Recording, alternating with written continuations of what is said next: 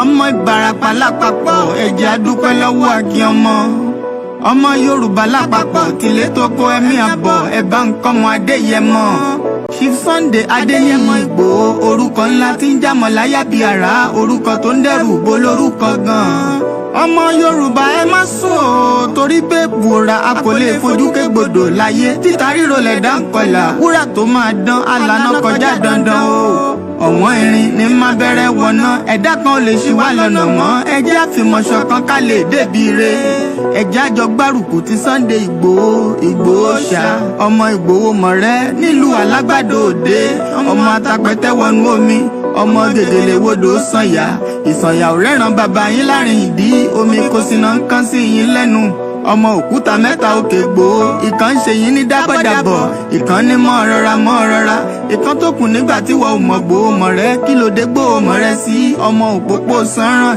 ìgbàgede Ìgbòho sùn wọn láláìsí bẹ̀rẹ̀ wọn ní kó ní bẹ̀rẹ̀ ó máa kó bẹ̀rẹ̀ lọ ẹ̀sìn òní bímọ méjì ní Ìgbòho mọ̀rẹ́ bẹ́sìn bá bímọ méjì ní Ìgbòho àfikàn pọpọ sí amúkan yòókù bọ sànyà àtúmúyà rẹ̀ tí ò lọ́rọ̀ gbọ́ àfiṣẹrù wálé wàrà mòjé ọmọ onílé ọlà àwọn àjòjì tó ń ṣe ségesège tọ́láwọn ò ní bomi kó sí mu wọ́n láwọn ò ní bomi sànyà wẹ́sẹ̀ ìgbà tójú kò fi rí ńkọ́ gbogbo wọn náà sáré bomi kó sí mu wọ́n sì bomi sànyà wẹ́sẹ̀ ọmọ abẹ́rẹ́ mẹ́ta òde ayé ọ̀kan ṣẹ́ ọ̀kan tẹ̀ ọ̀kan tó kù ní gbogbo ayé ti ránṣọ kiri gbogbo ọmọ Yorùbá Sunday Ìgbòho onírèlẹ̀ láéláé torí àbá lásán ni.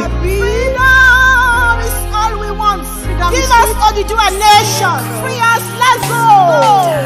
Iléyá, Iléyá mi ò dúró mọ́, Iléyá ni mò ń lọ. Iléyá, Iléyá wa ò dúró mọ́, Iléyá wa ò lọ.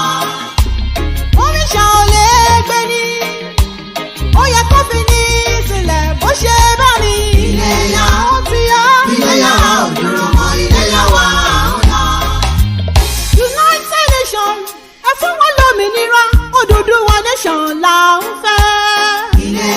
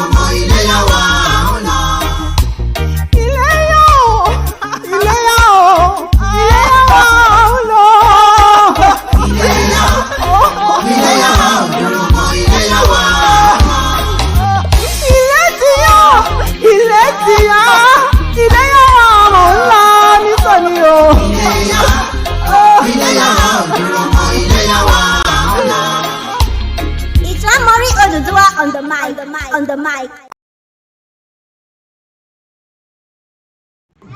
One and one Nigeria and so called Nigeria to find in the education, something in the earth, infrastructure of friendly, who cannot friendly, a one friendly body and so called running by you. Who hope with your back, will let you move.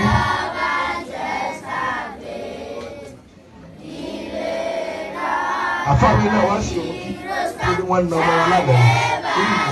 No one can know one. What I think I did not about board to my even one or two months. I gave you a friend, said to get a question back. May your cousin, when they open up Peter. She now could show me. What board on my own, say, you go para the good.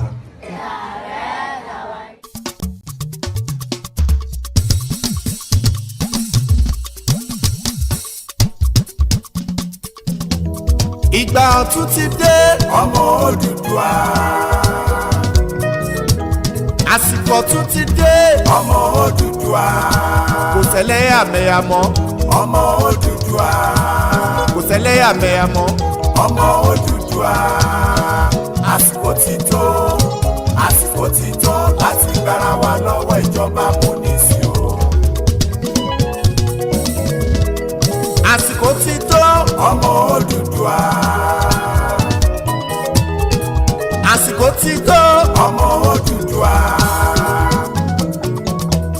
Kò ṣẹlẹ́sìmẹ̀sìn mọ́ ọmọ Odùduwà. Àfẹ́lẹ́yàmẹ̀yà mọ́ ọmọ Odùduwà. Àsìkò ti tó láti gbára wa lọ́wọ́ ìjọba amúnisìn o.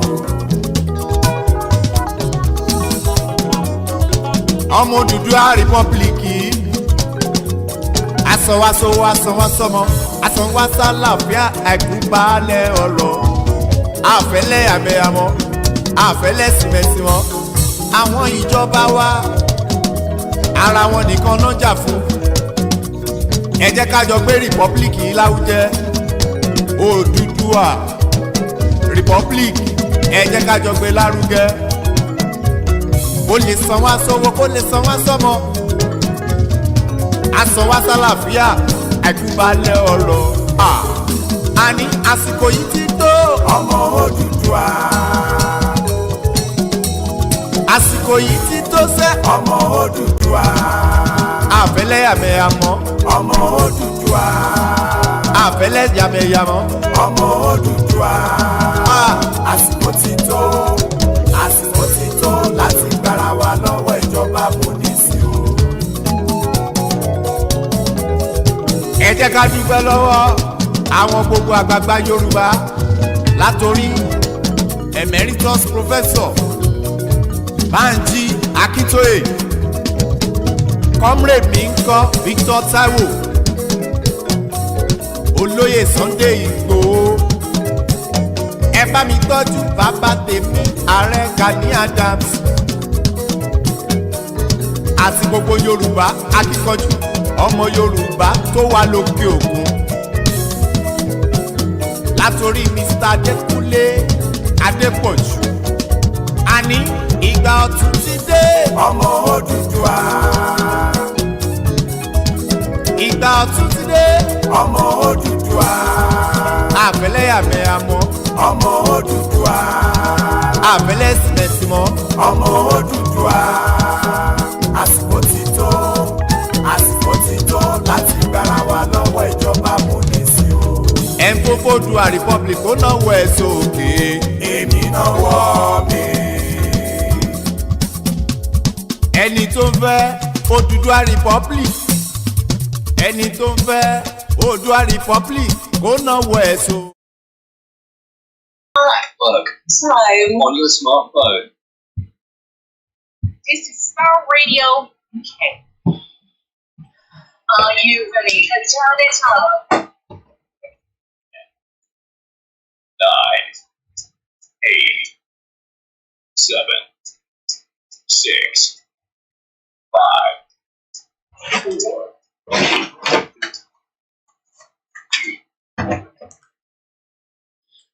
Wow, wow, wow. And it is a very good evening and welcome once again to the finest African and Caribbean radio station in London. It is, the Wednesday edition. I'd like to say thank you so much to my producer, Mr. Achi, Amon, and Frank, and the rest of the engineer, all the team back in the studio. My name is OLAMILEKAN, and it is Naija Voices on Starr Radio UK. I'm always excited when it's the Wednesday edition because I can drive you home safely without any hiccup. What you just need to do is turn on the volume and let's kick the program starting. As there's a lot to discuss tonight. It's all about Nigeria, and if you're just joining us for the very first time on this particular channel, and this is how we do it every Wednesday, where we take you through everything that is happening in Nigeria. Mo kí gbogbo ọmọ Yorùbá pátápátá tó ń bẹ nílé tó ń bẹ lóko ní gbogbo ibikíbi tí ẹ ti láǹfààní àti máa gbọ́ wa. Ètò ti orí Starr Radio UK òun náà ni a tún tún bọ́ sí ní ìkànnì Starr Radio UK ní London, níbi tí a ti máa wo ọ̀pọ̀lọpọ̀ in tó ń lọ ní gbogbo àgbáyé.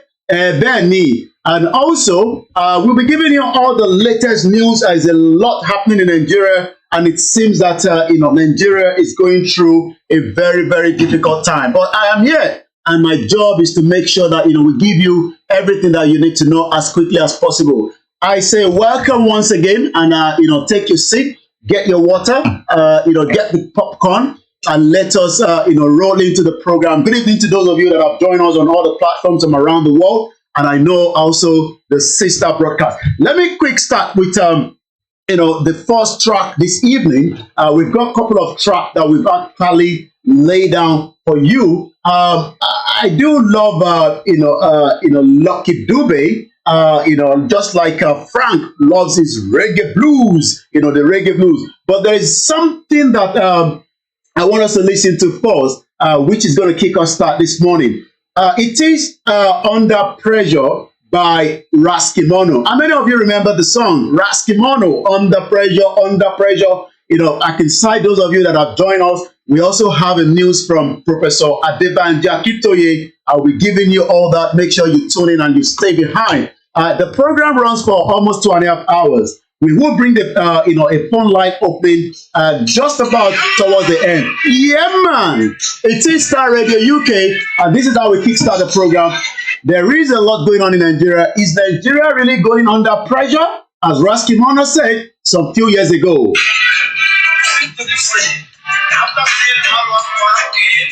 Africa, Africa, Africa, Africa. I say good evening and welcome once again.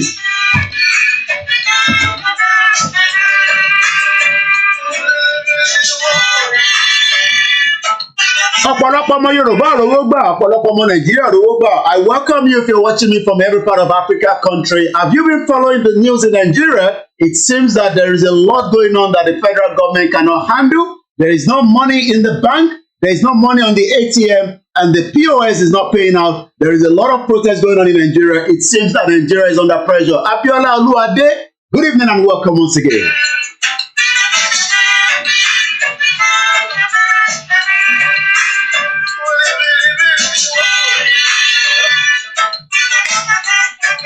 Once again, to my producer, Mr. Frank, I say thank you so much for working behind the scene, and to the family, I say happy holiday to all our children back here in Europe.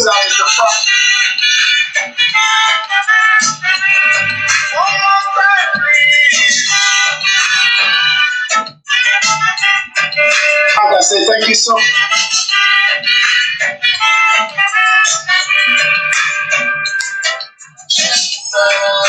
Is Nigeria under pressure? Nigerians are really under pressure. Mo kí gbogbo ẹ̀yin tí ń darapọ̀ mọ́ wa pé ẹ káàbọ̀ sórí ètò. Iyola Adedoyin, good evening to you and welcome to the program. Mary, that's our first track tonight. I welcome you, and to all our team that are working quietly back in the stage, back in Nigeria on different parts. I can tell you that also as we speak right now, Agodi Secretariat is going through a lot of pressure. There is an ongoing invasion as I speak to you right now from Agodi at the Secretariat. More Nigerians are coming out. More Nigerians are saying, what is going on? Why can't we access our money? And I'll be telling you more about that as well. Right now, as I say, there is a lot of pressure going on. We say good evening and welcome. We'll be giving you all the news as we have it in Nigeria. In Delta State, a bank has been burnt down. And also, in the northern part of Nigeria, it seems a lot of things are coming down there. We don't know what is going on. I say good evening to you, Buju. Good evening and welcome to Starr Radio UK. Lanre Lamina, I say good evening to you, Shefiu Kolawole 88. Good evening to you, Abdul Latif Idris. Good evening to you. Good evening to you, Omitola Kehinde. Good evening to our beautiful mother, Esther Mays Gold. I'll say welcome to the program. Is Nigeria under pressure?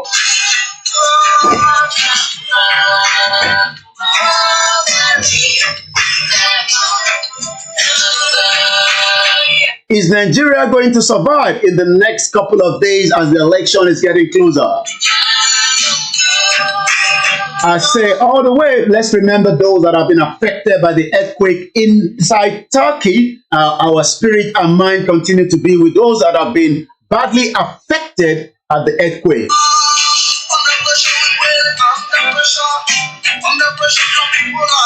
It seems that it's not just the black people anymore, it is more about Nigerians that are under pressure.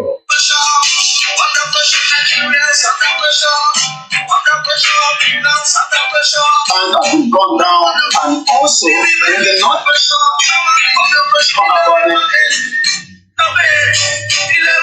no money, no pay, no petrol, no electricity. My beautiful auntie Temi, I say, Otin letike, Otin bigbegbe.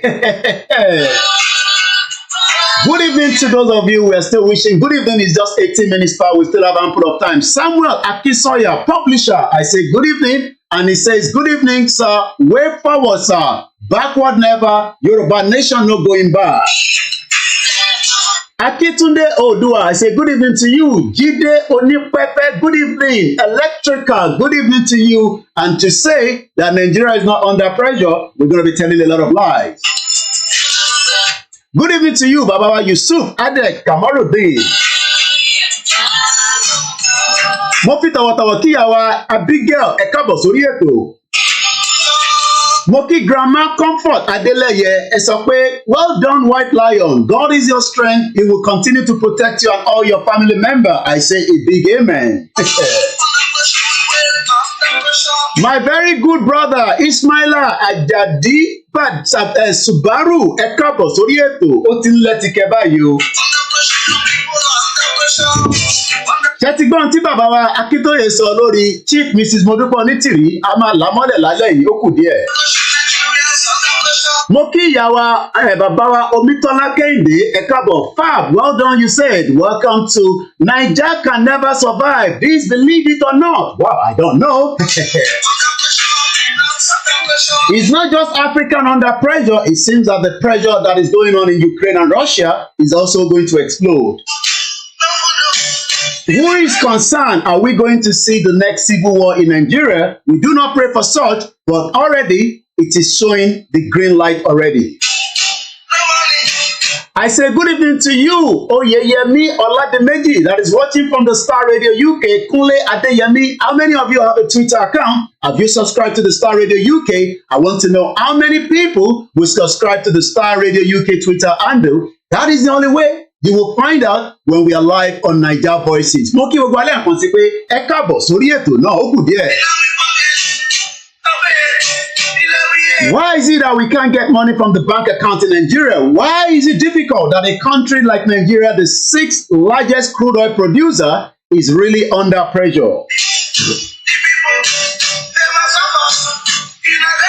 Why are we suffering? What is the cause of our suffering in Nigeria? And like I always say, this is the finest African and Caribbean radio station in London. I say good evening and welcome to once again to all our Biafra brothers. What is the reason why the federal government of Nigeria have invited the Finland ambassador to discuss Simon Ekpa? Simon Ekpa is not doing anything. Simon Ekpa is not a terrorist. The main terrorists are the Boko Haram, the ISIS, and the ISWAP, and all the element of criminality that the federal government has neglected, the terrorist that is invading the army barracks. Why then is the federal government concerned about some of the utterances of Simon Ekpa?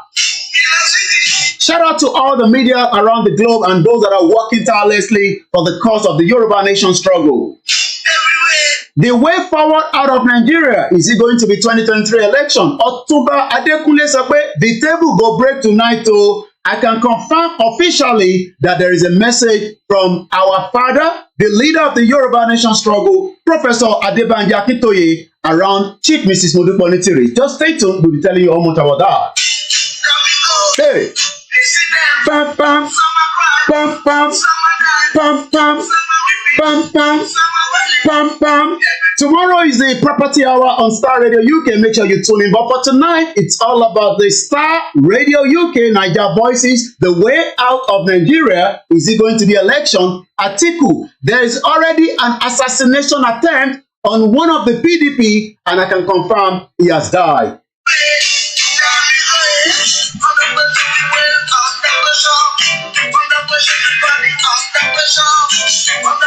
Àníṣe ìkànnà àwọn ọmọ PDP ní Lagos State wọ́n ti pa á lánàá ó dẹ̀ ti kú bá ti ṣe ń sọ̀rọ̀ báyìí. Assassinated by who? Who is killing who? Election time is always a dangerous one in Africa. Abiola sọ pé Nigeria is not working. End Nigeria now, but nobody wants to end it because the election is coming closer. What is really going on in Africa? Why is Nigeria going through this difficult time? I say good evening and welcome as we're going to be going slightly into the program in just about a few more minutes. But for now, I cannot do this program without all you, my listeners from around the world. Would like to appreciate you, your endurance, your time. You know, sometimes it could be difficult. Sometimes the money that you are spending to buy the data, it is not easy. I'm telling you, I mean, especially those of you back in Africa, like Archie used to say. But for now, again, let's listen to this. This is Starr Radio UK. This is Starr Radio UK. In your car, at work, at home, on your smartphone. Broadcasting worldwide online 24/7. Broadcasting worldwide online 24/7. We are broadcasting online 24/7. If you're joining me for the first time, you're watching from Ghana.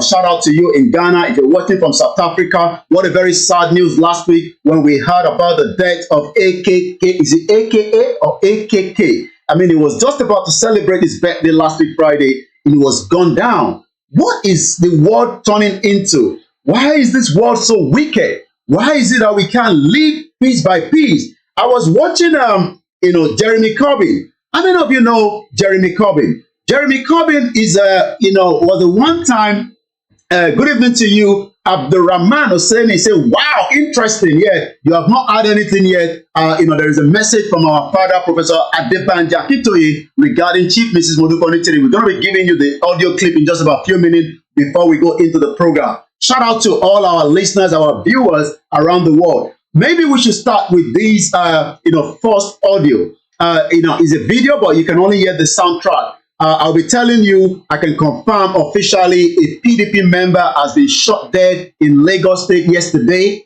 It's now an assassination attempt according to the police. But this is Jeremy Corbyn.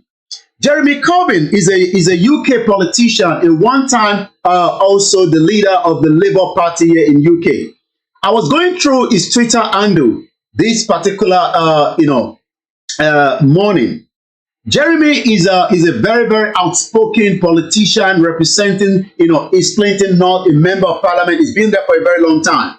And 20 years ago, here in UK, I was here in UK, there was a big demonstration, a massive demonstration, the best demonstration that we can ever think of.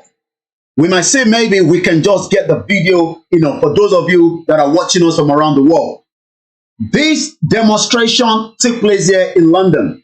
I was here. I witnessed it. And what was it all about? It was all about, the invasion of Iraq. Millions of the British citizens, including myself, we were protesting, asking the then government of the day, which is Tony Blair, that going into the war in Iraq was going to create a lot of problems. Nobody listened to us. So tonight, we are saying it clearly to the international community to please look into the current spark of things happening in Nigeria. Nigeria is under pressure and the cooker is almost exploding. We do not want any war in Nigeria, and that is why we are now telling the United Nations, the European Union, the superpower, the African Union, to take some time and look into the current crisis going on presently in what is known as Nigeria today. 20 years ago, like I said, there was a peaceful, organized, one of the largest protests, one of the largest demonstration that we are going to watch in just about a few minutes. We're just getting the video ready for those of you. We see maybe we can just literally bring it to the back page so that some of you can also see what we are saying. I've never seen such a demonstration in my life. The reason for that demonstration, according to Jeremy Corbyn, was to tell the British government then, according to what he said on his Twitter handle, which goes like this. 20 years ago, we organized the largest demonstration in UK history to oppose the Iraq war. We won it. We set up a spiral of conflict, according to Jeremy Corbyn. Death and desperation. We were vilified. We were deceived. We were ignored. But we will never stop striving for a more peaceful world. Why then is Nigeria's situation going to be different? At the present day today, Pa Adebanjo Afenifere says, and I quote, that we should be expecting a lot of uncertainty. And for those of you that were not in UK or probably too young to remember these massive demonstrations, you can see behind me, that is Jeremy Corbyn. And let us now listen as well to this powerful speech he gave on that fateful day. Here we go. More deaths in Iraq will not make things right. It will set off a spiral of conflict, of hate, of misery, of desperation that will fuel the war, the terrorism, the depression, and the misery of future generations. Our message today here in London, to millions and more strong, is this. We want a world free from war. The way to free us from the scourge of war, to free ourselves from injustice, from poverty, and the misery that's associated with that. This movement is giving that message to the British government. Stop now or pay a political price.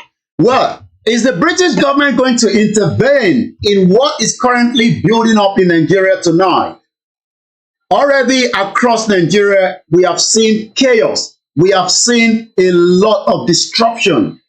We have seen banks burnt down. Benin is hot. Delta State is hot. The military is coming out. Are we going to see a coup or a military taking over in the next couple of days, like we've been saying? Is it a deliberate act to change the money at this particular time in the history of Nigeria when election is just some few weeks, to come true?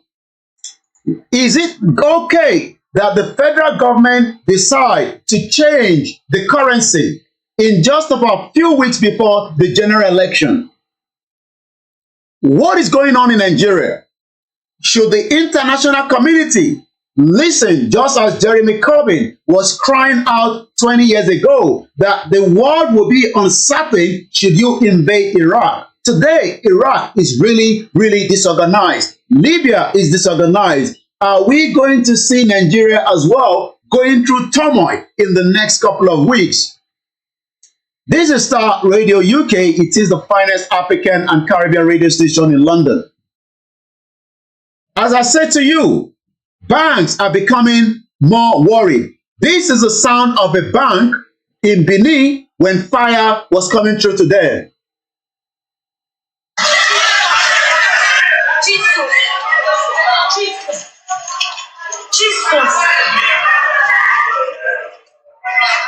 Jesus.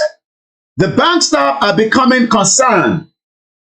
Citizens are now attacking the bank, and not just attacking the bank, they are burning down the bank as well. Is that the way forward? What is really going on? Is the federal government going to declare a state of curfew? Are we going to see more atrocity happening in Nigeria in the next couple of days? Because intelligence report that I've just read me says by tomorrow, most states will be coming out protesting and shutting down all the highway. What is the way forward? Is it going to be cancellation of the election that we are already predicting that election might not hold in Nigeria because the cabal, according to Najatu Mohammed, Aisha Buhari, the wife of the president, according to what Najatu on the left-hand side of the screen, Aisha Buhari on the right-hand side, says clearly that the cabal in Aso Rock is the wife of the president of Muhammadu Buhari that have decided to do certain things that is creating uncertainty for the masses as we speak right now in Nigeria. What is going on in Nigeria? Should we all be concerned as citizens of the Federal Republic of Nigeria? This is another soundtrack of people burning down the POS kiosk in somewhere in Nigeria tonight.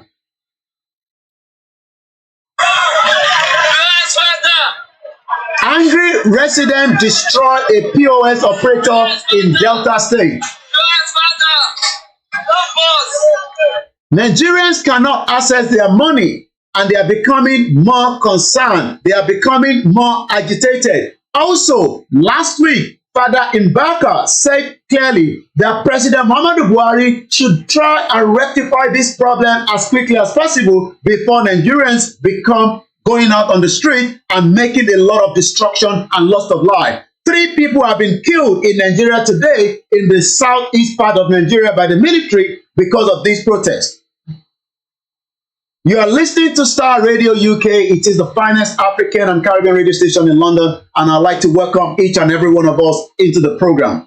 Nigerians, you are listening to Starr, might probably not understand what is about to happen.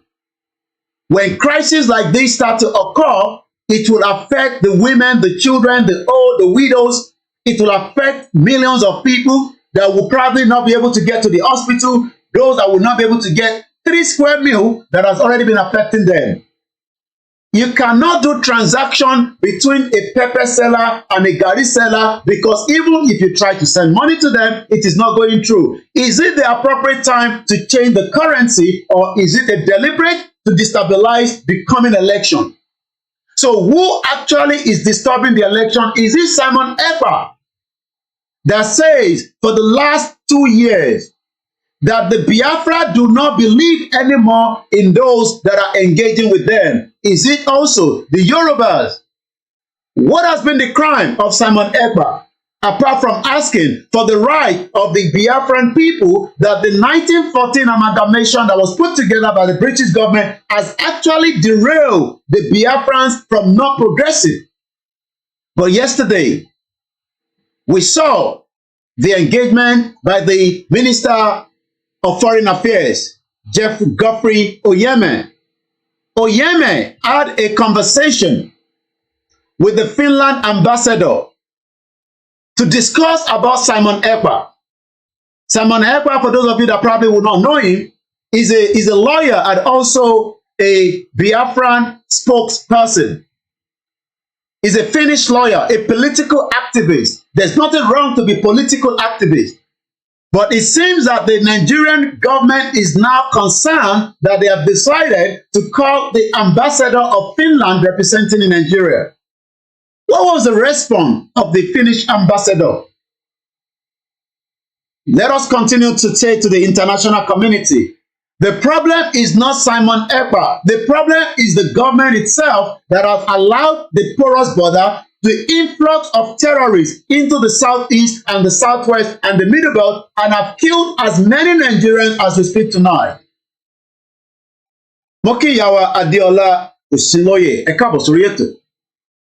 Ètò Star Radio UK láwà yìí tá ti ń sọ kí ni way forward nínú Nàìjíríà. Mo kí gbogbo ọmọ Yorùbá pátápátá pé ẹ káàbọ̀ sórí ètò náà. I say good evening to Maze Gold, good evening to Iyawa, Mrs. Rukayat Omawumi, and the rest of you that have joined us. There is a message from Professor Adebanji Akintoye. We'll be giving you the latest of that regarding what is now said on Chief Mrs. Modupe Onitiri. And this is a message for all the Yorubas. That will be coming up in just about a few minutes. Stay tuned, don't go anywhere. Bóyá ní èyíkéyìí nínú àwọn afurasí ọ̀daràn márùn-ún táwọn ọlọ́pàá ìpínlẹ̀ Ògùn ṣàfihàn wọn pé bear with us. Let us okay, let's take that out there. It's just something that I've just jumped into the conversation. My name again is OLAMILEKAN, and I welcome those of you that have joined me tonight. It is getting hot here in the studio. I like to appreciate all the teams that are working behind the scene. And I say good evening once more. Mr. Dare Ekale Damilola Olajide Ekabo sórí ètò. Bamidele Mohammed Amosun Segun Ìyá Oòduà ni o. I remember that song. Ìyá Oòduà ṣàrọ̀ra máa ṣe o. Star Radio UK. Simon Ekpa has not committed any crime. The crime that has been committed is the government that have now impoverished Nigerians from not accessing their money. Nigerian government summons the Finnish ambassador over Simon Ekpa threat to stop 2023 election. It is not Simon Ekpa that is stopping the election. Election itself is already being destabilized by the internally of what is going on. Do you know that Femi Kayode says, and I quote, that there will be a coup because it seems that Atiku is having a meeting with the military, but he has actually come down because it seems that he's under threat as well. What an interesting time to be alive. More banks are being burnt down. The military are now out in almost every part as the Nigerian army disperses angry youth who burnt down the Access Bank in Delta State. Let's hear a bit of soundtrack. And these are gunshots of the military parading in Delta State. It is now confrontation between the Nigerian military and likewise, the citizen. So who actually is trying to disrupt the election? Is it Simon Ekpa? What did the response of the Finnish ambassador say? And I quote, that Simon Ekpa is a citizen of Finland and he also has a right under the human right. He is not a terrorist. The terrorist that is operating in Nigeria as of tonight is nothing more than the fact that the only one terrorist, and that is the federal government that is not protecting Nigerians. Once again, a very good evening and welcome to those of you that have joined me tonight. My name again is Olayomi Koiki, and I'm here live with you on the Star Radio UK, where we are looking at everything Nigeria because there's a lot going on. Okay, AKA was the one that was killed. 10 days to the election, Mrs. Bimbo says, and I quote, 10 days to the election, Olushola Samuel, Yoruba Nation, the only way forward. Tony Ages, welcome on board. Olu Christie, welcome on board. Ismaila Ajadibadi says AKA, and I believe that is the young man that was killed in South Africa last week Friday. Ashiri Ikoko, Eledumare, thank you so much. The Finnish ambassador has already said that Simon Ekpa hasn't committed any crime that they can look into, but they will be definitely looking into because Finland and Nigerian government have had a good relationship for the last 60 years. Is it not going to be a good relationship between Biafra and Finland in the next couple of years? Olaoye Bamidele Martins, I say good evening and welcome. I welcome my beautiful mom. I say welcome to Star Radio UK. It is the finest African and Caribbean radio station in London. This is the old currency. The KABIRU petrol station is not even taking the old currency, but the governor is insisting that other petrol stations should also take the old currency. I mean, Imagine that a state governor petrol station is not accepting the old naira note, but is enforcing that on somebody else. What an interesting time to be alive in Nigeria. In the next few minutes, we're going to be hearing exactly from the mouth of our leader, Professor Adebanji Akintoye, what is actually said tonight regarding what he believes has been one of the problems of the Yoruba Nation. And the reason that we have been having this problem is because of Chief Mrs. Modupe Onitiri, according to our father and the leader of the Yoruba self-determination movement, Professor Adebanji Akintoye. He has actually finally spoken that we should now disregard whatever is coming out from the mouth of Chief Mrs. Modupe Onitiri, because she has actually come to destroy the Yoruba movement. I'll be giving you the soundtrack in just about a few minutes. We will not be able to show the video because of technical glitch, but I will give you the soundtrack. This is now coming from the leader of the Yoruba self-determination struggle to say clearly that one person has destabilized this movement for whatever reason, according to Professor Adebanji Akintoye. We don't know whether it's for monetary reason. We don't know whether it's for something, but something we are aware is Chief Mrs. Modupe Onitiri, according to Professor Adebanji Akintoye, have destroyed the Yoruba Nation movement, but it has not yet been destroyed because it is still continuity. So whatever she's saying, according to Professor Adebanji Akintoye, we should all disregard it. Professor Adebanji Akintoye, Prince Gabriel says, Finland will not do Simon Ekpa anything because Finland believes in self-determination so much, and they will only invite him and tell him to tempo small, Wuto Pro Max. Just 15 minutes to 1900 hours. For those of you that are watching us in Nigeria, you are 1 hour ahead of us, GMT +1.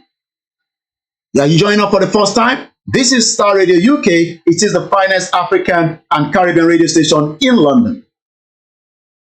Professor Adebanji Akintoye has finally spoken that whatever we have been listening from Chief Mrs. Modupe Onitiri should now be disregarded because she has actually done her best to destroy the Yoruba Nation movement, and nobody should concern anymore because we should just disregard her.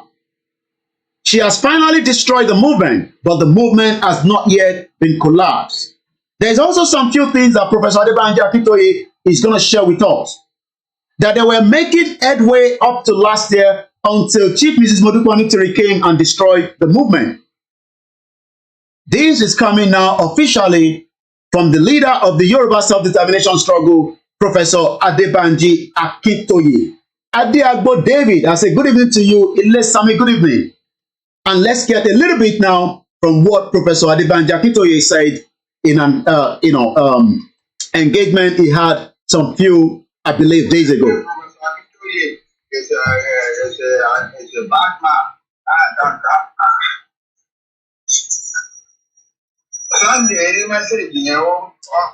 Let's see if we can, get it from, give us a few minutes. We might be able to show those of you that are watching us from the sister broadcast, this video, and maybe that audio will come out a little bit much better. Once again, the leader of the Yoruba Nation struggle have finally spoken, and this is what he said. Especially at your ground, who said the message because Sunday Nepal to get paid for the demonic message. And you will run the around by to send the message you swear. For the guy, for you, and then for the other, for the for you, and Yaku, let them Professor Akintoye is a bad man. Sunday, the message in your local bàbá ẹ̀gbọ́n kan tó bìnrin yìí sọ nípa ní kí ló ṣẹlẹ̀ kí ni nǹkan náà mi ò mọ kankan tó ṣẹlẹ̀ èmi wọn ò gbà mi ò sọ nǹkan kan líle sí wọn mi ò mọ reason tó bìnrin yẹn ṣe ìwà bẹ́ẹ̀ yẹn but obviously what I now think kí mi ò sọ fún gbogbo yín títí nǹkan tí mo rò ní. Àwọn kan rán ọmọbìnrin yẹn kó lọ da kàkà ṣe yìí ni.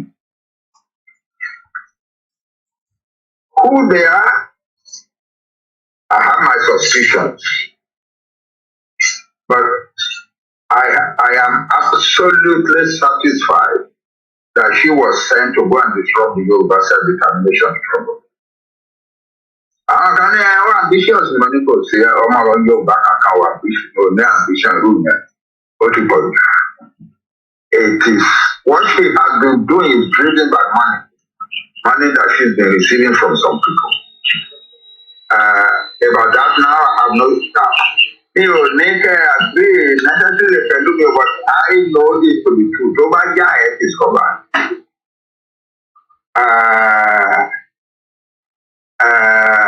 So what I have done is to be quiet about her. I don't talk about her. I don't criticize her. And she has done a lot of harm to the struggle.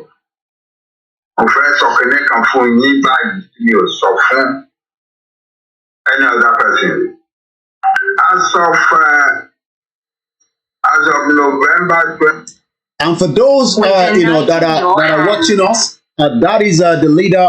Those that are listening to that, because some are watching it, or some are listening to it. That is the leader of the Yoruba Nation struggle that has been speaking in the last 3 minutes. Let's get a little bit, and he has come out to confirm now that Chief Mrs. Modupe Onitiri, we have already invited her here on the radio, but the leader of the Yoruba struggle now says that we should all do away from her because she has done more harm to the Yoruba Nation struggle, and no Yoruba individuals should have anything to do with her. She has been doing this, according to Professor Adebanji Akintoye. It could be for monetary, or it could be just to slow down and destabilize the Yoruba Nation struggle. This again is Starr Radio UK. It is the finest African and Caribbean radio station in London, and every Wednesday from just about 6 p.m. You will join me here where we discuss issues and the way forward in the intelligent, the Yoruba Nation struggle, the Biafra struggle, the Middle Belt. We are discussing Nigeria as a whole, and we can continue to discuss as many things in the next 10 days. But the breaking news coming tonight is coming from the leader of the Yoruba Nation struggle on Starr Radio UK, that no one should have anything to do with Chief Mrs. Modupe Onitiri again. Again, this is Starr Radio UK. UK. This is Starr Radio UK. This is Starr Radio UK. And if you're joining us again, you can listen to us from every aspect on Twitter, on the Instagram, likewise on the Facebook, YouTube. But the best way also is to make sure you download the Starr Radio UK app. And we are also broadcasting worldwide online 24/7. Broadcasting worldwide online 24/7. And if you're joining me for the first time, we like to say something when people join us for the first time. What is it that, people that have been, we have about so many platforms around the world, running different programs. Good evening to you, Razak Tajuddin. Yoruba Nation is the next solution. Thank you so much. Good evening to all our Biafra brothers and sisters. Good evening to all the freedom fighters from around the world. Good evening to those of you. But the best way to do so is to do this. Welcome. And let's go back again to the the statement coming from Professor Adebanji Akintoye one more time. We were making a lot, we were recording a lot of success in the international arena. And we were reasonably sure tó bá di December, a lè sọ fún ayé wípé ṣe Nàìjíríà mọ́. And I want you to listen to this one very well. According to Professor Adebanji Akintoye, he says, and I quote, in this short, conversation, the Yoruba would have in December told every part of the world that we are not part of Nigeria anymore. But that had to put on hold because of the damage that has been committed by Chief Mrs. Modupe Onitiri. Let's listen again to that little bit of rewind of that. We were reasonably sure tó bá di December a lè sọ fún ayé wípé. We must disregard whatever she's saying right now because she has done more harm to the struggle than making it moving forward. Everyone must now disregard whatever she's saying. We must disregard it. Well, ṣe Nàìjíríà mọ̀. A dẹ̀ máa sure wípé tá a bá ṣe yẹn, there will be at least 1 or 2 countries in the world tó máa sọ pé àwọn support rẹ̀. Tí Nàìjíríà bá gbógun àwọn wọ̀nyẹn á lè sọ pé we are defending this because they have been peaceful and they gbogbo ọdún ìgbà ìgbà.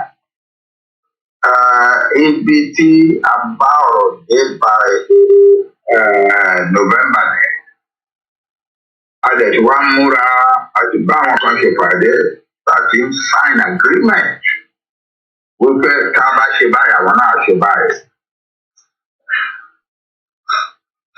Onitiri gbọ́ ó lọ declare pé onílé declare ní Yoruba Nation. Part of that is that I want to just súnmọ́ wa something of why if you take this step, we will take the following step after you. Gbogbo àwọn wa ń sọ wípé are you sure that these your people, Yoruba people, can really run a unified country? Can you live like a unified people? Thank you, Mazi Media, and welcome to the Starr Radio UK. No going back. It has been a tough battle. It has been a tough battle. Dispelling that kind of fear about us, fear about the Yoruba Nation. She created that fear. It was not there before. And it is still there. Traces of it are still in existence. Building your online business? That is, part of the conversation coming out tonight. We've listened carefully to that, and let's take a little bit more before we move further into the program again.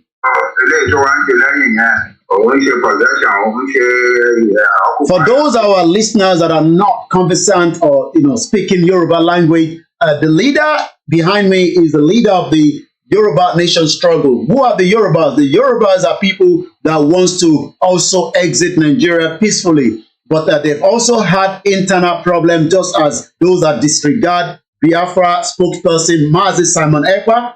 We also have similar, and tonight, officially coming from the leader of the movement of the Yoruba struggle, I've now advised everyone that is into the Yoruba Nation movement to disregard whatever is coming out from Chief Mrs. Modupe Onitiri, as she has done more damage to the Yoruba Nation struggle, and whatever she's saying has got nothing to do with the Yoruba Nation struggle, and according to what is coming out tonight on this breaking news. Sure. It's just child's play to keep his courage up in the dark. She knows that she has caused a lot of damage to the struggle. She knows. And some of the people closest one to her, you don't want your brand, you don't want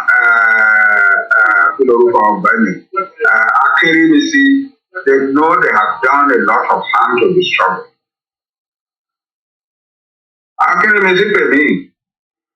About 2 months ago, I would have shared oríṣiríṣi kan.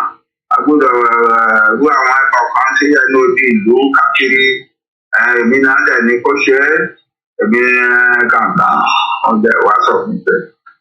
Mọ̀ pé èmi dé ẹni tó ẹ lè turn to things come to this point. Why have you been destroying the work that I've been doing? Nǹkan tó ní kí n ṣe mo fara balẹ̀ mo kọ́ sílẹ̀ o. The whole long thing. Dé odi ìlú káàkiri ilẹ̀ Yorùbá and so on. Mo kọ́ gbogbo ẹ̀ sílẹ̀. Gbàtí mo kọ́ tán mo tó wá béèrè lọ́wọ́ ẹ̀. Now you are asking me to engage in this massive exercise of rituals and so on. Ìgbà tí ẹ máa wípé tẹ irú ìkànnì bí eléyìí bá délẹ̀, I am the person tẹ máa turn to. Why have you been destroying the work that I've been doing for the Yoruba? Is it that you thought that I have something to gain from fighting for the Yoruba nation? I am an old man. I don't need money. I don't need any position. I just have a strong feeling that this is what God wants me to use my time. I've known the Nigerian politics from my childhood, from the 1950s. I knew from 1959 as Nigeria was preparing for. That is how far we can take it. These video will be available on our platform later on, but we will have to continue with the program because there's still a lot to discuss regarding the way forward as Nigerians are looking up to the elections, as the individuals are saying that election is not the right way. We should now wind down Nigeria for the sake of peace. Good evening to you, Francis, Ajiri, Kelly, Klein. Good evening to you. Nigeria will never have peace until we are separated. Yoruba Bam, good evening to you. Olori Mat, she has devastated everything for us. With God, all things are possible. God is more than her. Sorry about that. We will not be able to play more of that, audio. But like I said, it's going to be available, uploaded on all our platforms in the next few hours is after the program. This is just the breaking news coming as well. Night, she has done a lot of damage, a lot in this struggle. Mrs. Ogabi says, finally, we can now focus on our Yoruba Nation self-determination struggle. Prince Adiola, good evening to you. Adam OLAMILEKAN, good evening to you. And likewise, all our Biafra brothers and sisters. Kennedy, I say good evening to you. So let's ask the question. We will get the phone line open because I know a lot of you wants to also interact. The number to call, I will upload it in just about a few minutes. Good evening to you, Mr. Karen Abiodun, and welcome to the program. Ismaila KL says, scammer woman Onitiri, no going back, Yoruba Nation now. Prince Gabriel Adeniro says, Finland. Okay, we already mentioned that already. Key the way forward. Yemi Patoki, very good evening to you, sir, and welcome. Macefield, good evening to you. And we appreciate everyone that have joined us on this platform. I was giving you a breaking news earlier that a PDP, not aspirant, but somebody very close has been assassinated. And I'm going to be telling you a little bit more details about that in just about a few minutes. There is a lot of news coming out from Nigeria, and we are trying all our best. Let's first go back to the currency. Why are we having problems between the Central Bank of Nigeria and the federal government, and also the governor of the CBN, Emefiele Godwin? Let me first update those of you that are not aware. There was meant to be a court case today,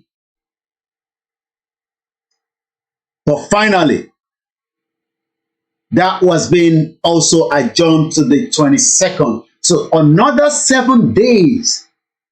So the question is, if the court could not take the issue of this problem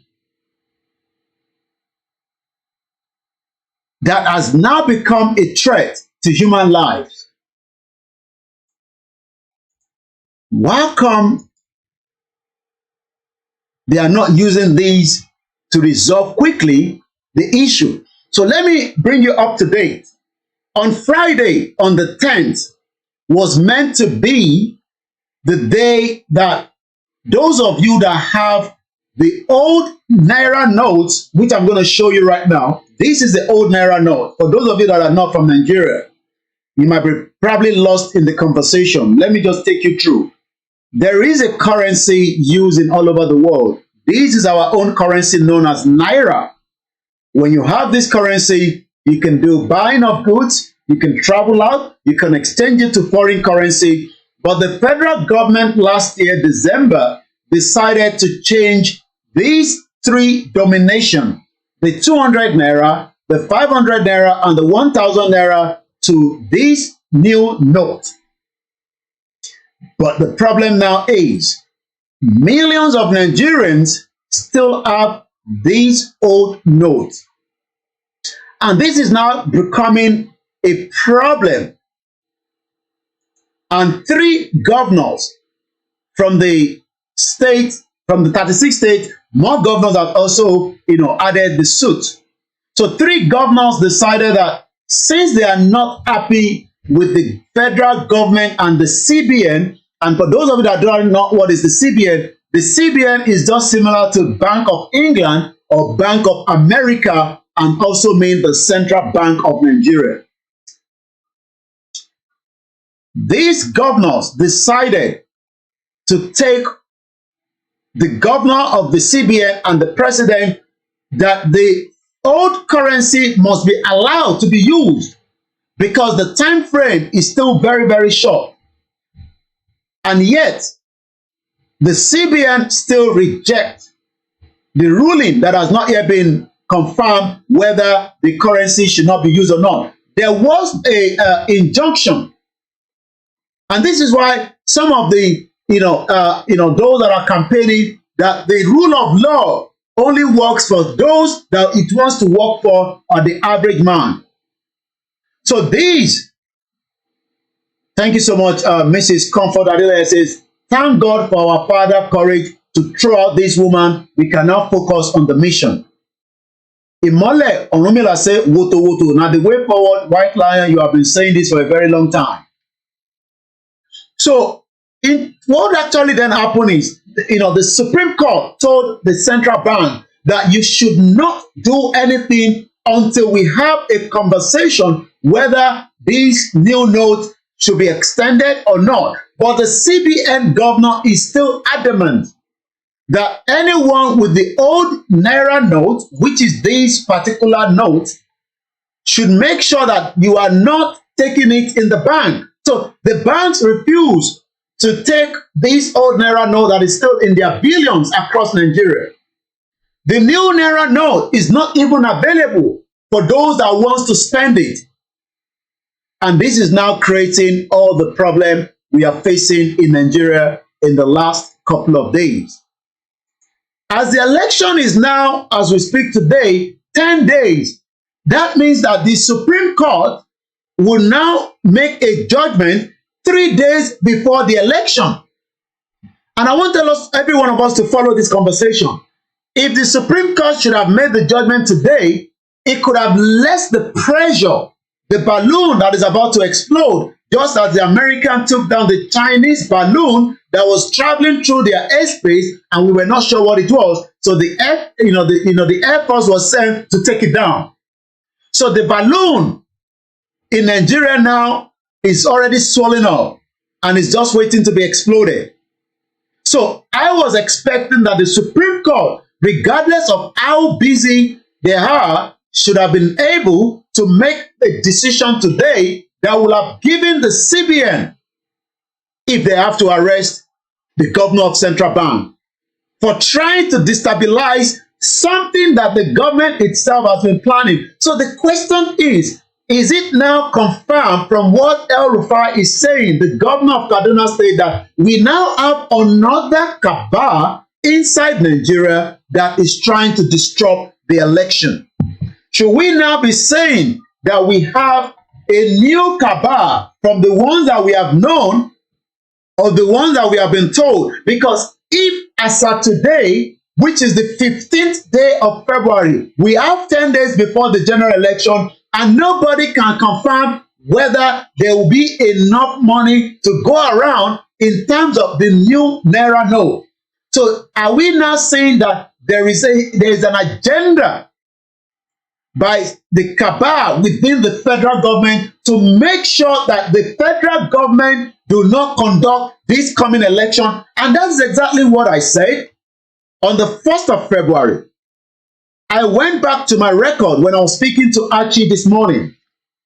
And on the 1st of February, at the beginning of this month, I said it clearly at the beginning of the Starr Radio UK Wednesday edition that the federal government is not planning to hold any election. It is just a gimmick. Because if I look back to my, to my note which I have here, it says clearly that number one, there will be a coup in Nigeria. And what could happen in a coup is when there is unrest. Because as we speak to you right now, there is unrest in every part of Nigeria. So do we say that we now have some element of individuals for their own selfish interest without looking into why Nigerians will suffer for not having access to the basic things of life? Are we now saying that there's going to be a coup and that will then bring more problems? Shamsuddin, good evening to you and welcome to the program. Olori Mat, I cite you one more time. Good evening to my beautiful mother. Good evening to my family. And those of us that have children, I say, I hope they are not disturbing you too much in this holiday period. Good evening to you, Samson Cole. I say, good evening. You say fake Buhari. Even Buhari said, I'm not fake. So stop calling me fake. I am not Jubri of Sudan. That is the president of the Federal Republic of Nigeria. Imagine a president is saying that I am not imposter. I am a real man. But nobody knows because, Mazi Nnamdi Kanu told us that he's not who he is. Some disagree and some agree. Some say the president has got a bit of dementia, but he's not confirming that. All we know is he has spent more time in UK. Also, 10 days and the Supreme Court is still going to make a judgment. Are we going to see that judgment on the 22nd? Who guarantee that the Supreme Court is going to make its judgment 3 days before a very, very important election? Old Naira notes still legal tender, Supreme Court, but the banks are not taking the old Naira note. So there is a problem. Which way forward is the conversation tonight? If Nigerians bank refuse to take these old currency, and I have another beautiful picture. This one looks very nice. How many of you still have the old currency?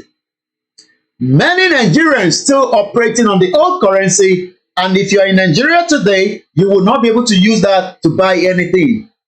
But the Supreme Court disagreed with the central bank. So this is creating a lot of uncertainty and unrest, and that is why there is more going on. The Supreme Court on Wednesday today affirmed the validity of the use of the old 200 Naira, 500 Naira, and the 1,000 Naira note. The Apex Bank maintained that February 8th hearing, which paused the implementation of the deadline on the 10th of February, banning the use of the old Naira note, still subsists. So who should we listen to? Is this not too much wahala for an average man that is just want to sell, collect old money, use the money to buy another good, buy it, sell, but now that nobody is taking the old Naira note, because if I give you the old Naira note, you are rejecting it because the bank is not also taking it, and there's no new Naira note. Ǹjẹ́ wà láò ti dé báyìí? Opeyemi say, I'm so happy because this is the hand of God. Oh my God, you have now become Maradona. May so rest in peace. Waris Jinodu, welcome on board. Yawa Esther say, so painful because I have it here with me and I'm not in Nigeria. Well, you can keep it for souvenir, mommy. You will always remember that. I hope it's not a lot though. I hope you don't have up to 1 million Naira in you. Country 6339 said, the zoo has failed us. Let's go home, the Yoruba Nation. This is Starr Radio UK. As we continue to review, let us quickly listen to what Mazi Nnamdi Kanu told us that Nigeria,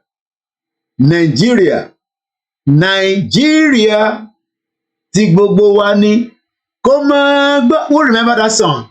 Who remember that song as well? Nigeria yìí ti gbogbo wa ni, kó máa gbọ́dọ̀ bàjẹ́, torí kò sí ibòmíràn tí ká lè lọ. Àjò lè dàbí ilé, ẹ jẹ́ ká sowọ́pọ̀ ká fi mọ̀ ṣọ̀kan. But how many people remember that song? Those were the songs that were trying to save Nigeria. But I don't think Nigeria will be saved. This is what Mazi Nnamdi Kanu said before he was arrested, kidnapped, and rendition to Nigeria. If you don't allow we Biafrans to go, that zoological republic called Nigeria will be a worse place than Somalia. And today it is happening. And if you have not applied for your Somalian visa, please try and do so. Should I say Somali visa? Try and do so as quickly as possible, because the zoo is on the path of destruction. And there is nothing man can do to reverse it. Mark today's date, and what I'm telling you. Nigeria will be destroyed beyond human comprehension. Well, Nigeria will be destroyed beyond human comprehension. Is that the aim of the federal government, to destroy Nigeria from human comprehension? Was Mazi Nnamdi Kanu saying something that a lot of us did not say when he was saying this? Let's hear it one more time. If you don't allow we Biafrans to go, that zoological republic called Nigeria will be a worse place than Somalia. And today it is happening. And if you have not applied for your Somalian visa, please try and do so. Should I say Somali visa? Try and do so as quickly as possible, because the zoo is on the path of destruction. And there is nothing man can do to reverse it. Mark today's date, and what I'm telling you. Nigeria will be destroyed beyond human comprehension. Nigeria will be destroyed beyond human comprehension. Good evening to you, our father, our uncle Yomi Olugbuna, and all the silent listeners. Yes, that was King Sunny Ade that said, Nigeria, but do we have the right? Maybe we should hear from the Dr. Oloye Sunday Igboho.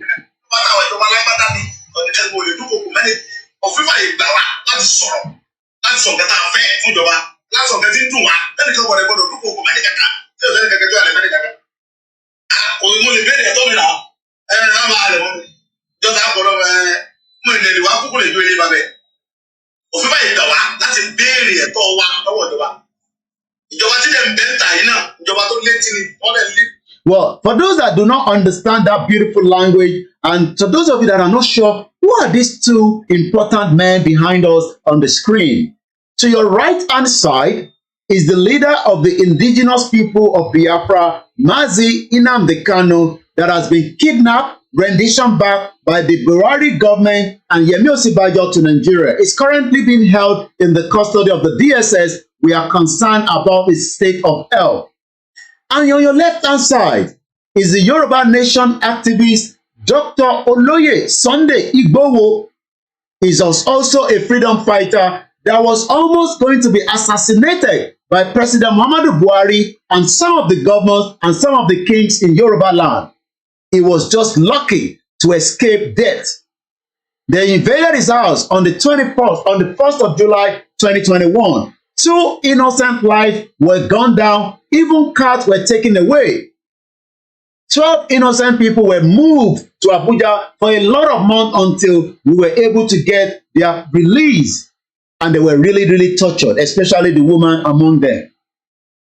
He was traveling to Germany while he was stopped under the request of the federal government of Nigeria, and eventually led to why he is currently being held in Benin Republic.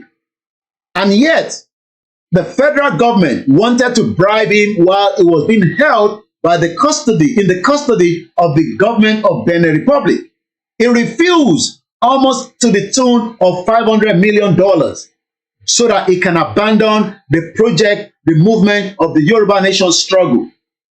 Even now, we can confirm from what Professor Adebanjo Akintoye have said that he was also going to be destroyed by the same woman known as Chief Mrs. Modupe Onitiri.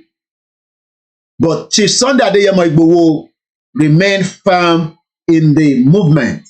He remained loyal to the Yoruba people around the world, even though his name was tarnished and they were also going to destroy his image.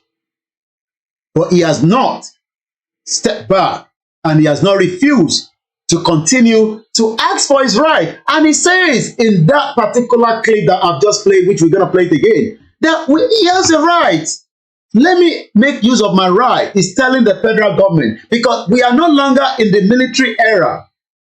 Buhari is not in the military radar anymore. He is now wearing agbada. We know that the current president of Nigeria actually done a coup in 1983 that overthrown the government of the day in 1983. And this is what Oloye, Dr. Sunday Igboho, a freedom fighter, a human rights activist that wants the Yoruba people to be free from the bondage, the subjugation, the suppressed, the fraudulent known Nigeria that we are now asking tonight. What is the way forward? Who are those that want to destroy Nigeria? It's definitely not these two gentlemen, because they do not have access to the CBN. They are not the CBN governor. And tonight, the reason why we are having a lot of problems is nothing more than the fact that somebody within this government do not want election to hold, and they would like to blame that on Simon Ekpa and the Yoruba. And I'll be talking about the Inspector General of Police saying that the Yoruba people have collected arms in mass to disrupt an election. We are not a military confrontation with the federal government, but we have been saying that we want a peaceful exit, and we have done so in a very, under the international law in the last 3 years. There has never been any confrontation between the Yoruba people in the 3 years of the campaign for the Yoruba Nation. The Yoruba Nation struggle did not start 3 years ago. It has been ongoing, but the 3 years that took over by Professor Adebanjo Akintoye and Chief Sunday Igboho and the rest of different leaders have literally turned things around. But it seems that the federal government of Nigeria is not pleased that the Yoruba people wants to go. So let's listen one more time to Dr. Oloye Sunday Igboho.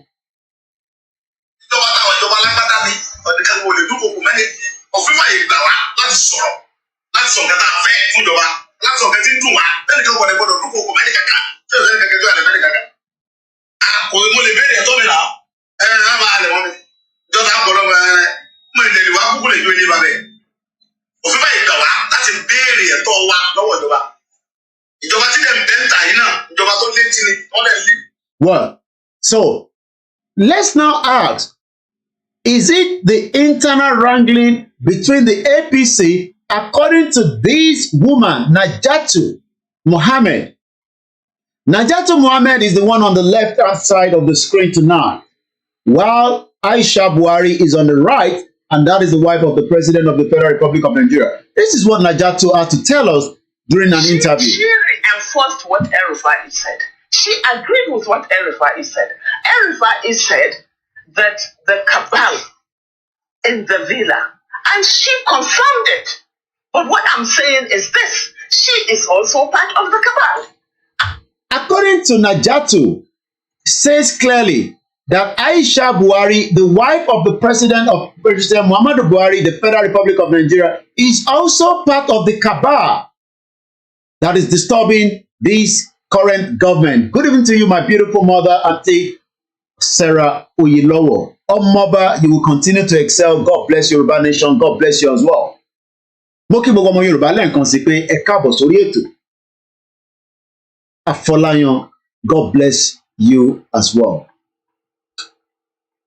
In the next 10 minutes, at exactly 19:30, I will open the phone line so that you can come and help me. What is the way forward? And the number to call is a WhatsApp line. You might want to take note of that number, +44 74 04 40 5917. Number tẹ́ máa fi pè sórí ètò lálẹ́ yìí. The way forward out of Nigeria, election 10 days, the Supreme Court is making a ruling 3 days before the election. INEC is complaining. Najatu is telling us something that one of the cabal that she would have to mention, because that is the way she has been trained, is Aisha Buhari. I'm trained not to say they did this. We are trained to name names. You have to have the guts to tell Nigerians who this the cabal for. And I'll tell you why.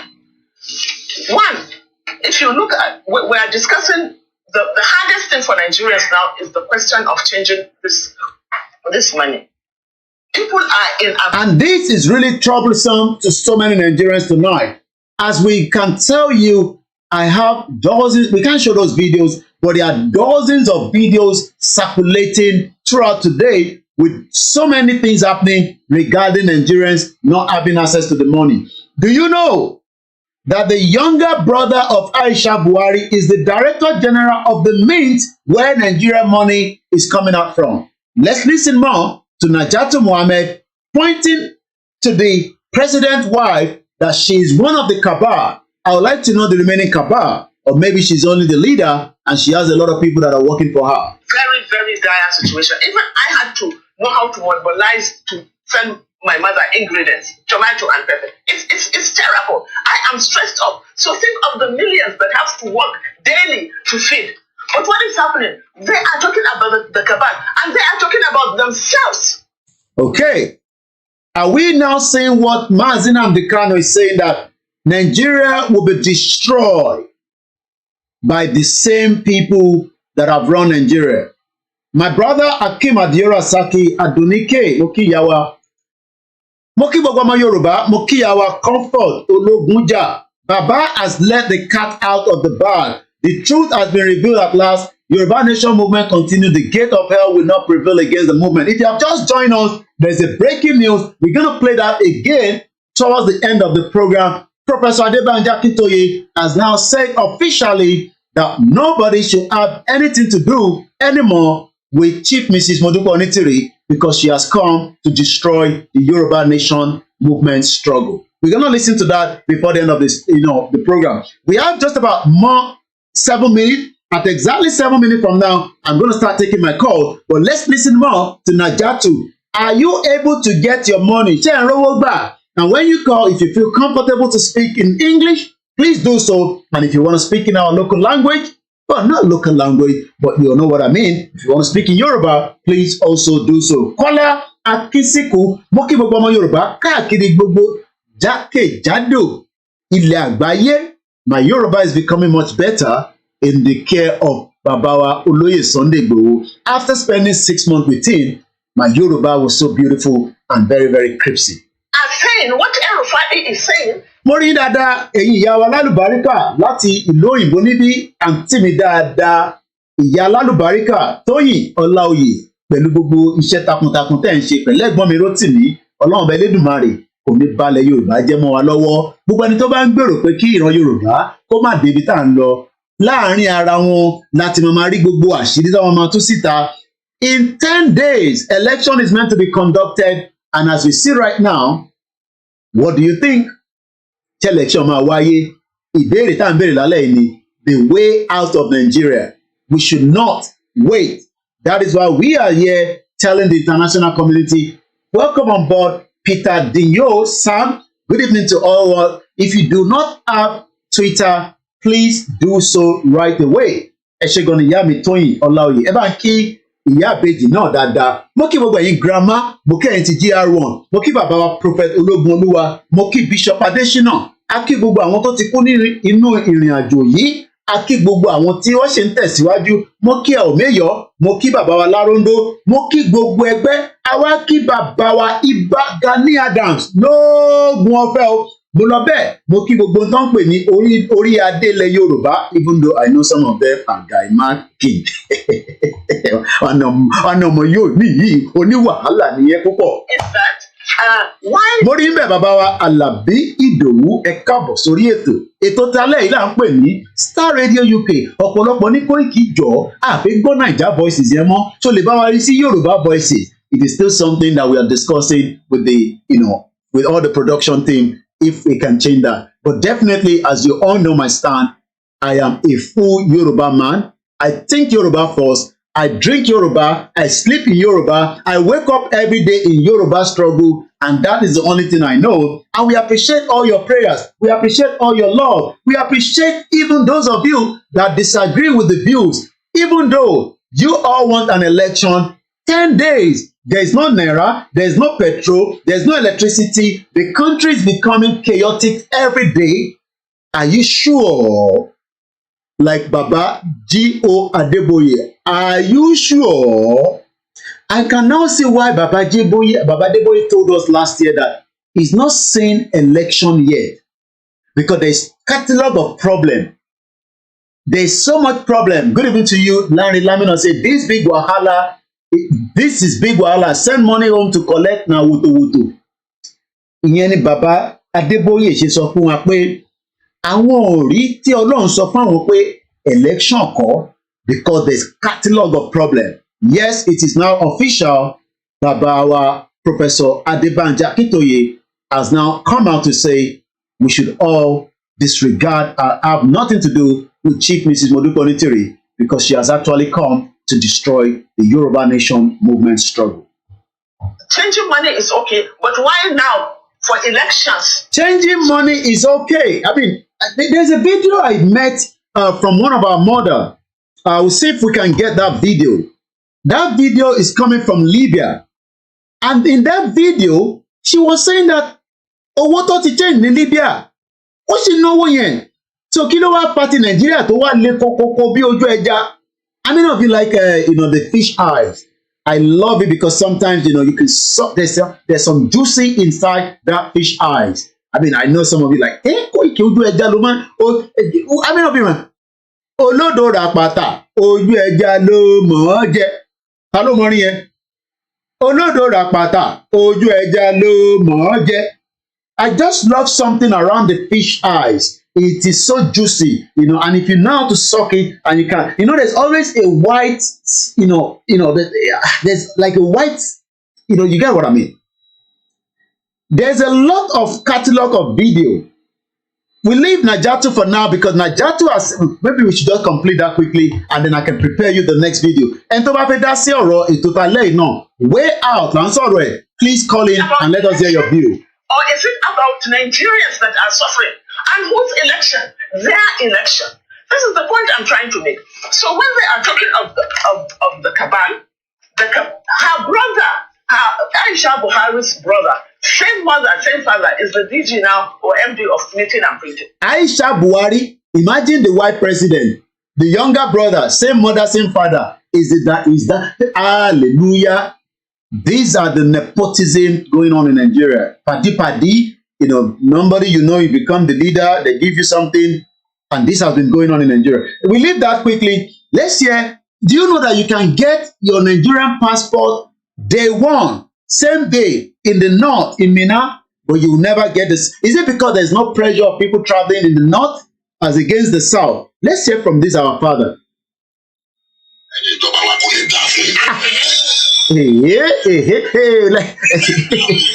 How many of you know Baba A.K. Adura is the one speaking right now? I come across one of his videos. There's a lot going on TikTok, and I think I should start using my TikTok. I haven't used my TikTok for some time, and we need to start engaging on TikTok. How do we do so?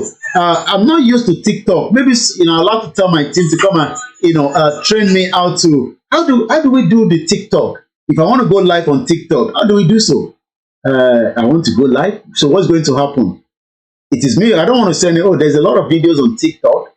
I don't know what's going on. I can see people. Maybe if I feel live on TikTok, I think I need to call Omoluka because Omoluka and Lady K knows how to do TikTok. Me, I don't know how to do TikTok. Maybe you'll have to teach me how to do TikTok because I want to be doing TikTok as well. Baba A.K. Adura. A.K. Adura. A.K. Adura. You know that man? Samsudeen Oladipupo ẹ káàbọ̀ sórí ètò. Ẹ̀gbọ́n tí bàbá yẹn sọ mo kí gbogbo ẹ̀yin tẹ́tí darapọ̀ mọ́ lẹ́ẹ̀kan sí. For those of you that do not understand Yoruba, I will try my best to translate. But just to brief it to you, what is actually saying that to get a Nigerian passport, you can go to the northern part of Nigeria and you will get that passport the same day, but you will not get the same thing in the southwest or the southeast. Ẹ jẹ́ àgbọ̀n tó sọ. Ẹ̀yin ìjọba wa kò lè dá fún yín. Ẹ ń dààmú Yorùbá, ẹ ń fìyà jẹ Yorùbá, ẹ ń rọ̀ ọ́ lẹ́kùn. Ẹ má bínú, ó gbé pè wọ́n láàárọ̀. Àìsàn lẹ́ẹ̀ fi parí ayé. Ẹ̀yin ìjọba wa tí ẹ bá wá nǹkan sí sọ. Dábàá abẹ́rẹ́ mo sàwọ́dà. Ìjọba yẹ kó o fi bínú mọ́ fi sàwọ́dà. Ọmọ tó fẹ́ gba passport láti oṣù mẹ́rin, 4 months nílẹ̀ Yorùbá. Okay, what's going on there? Let's.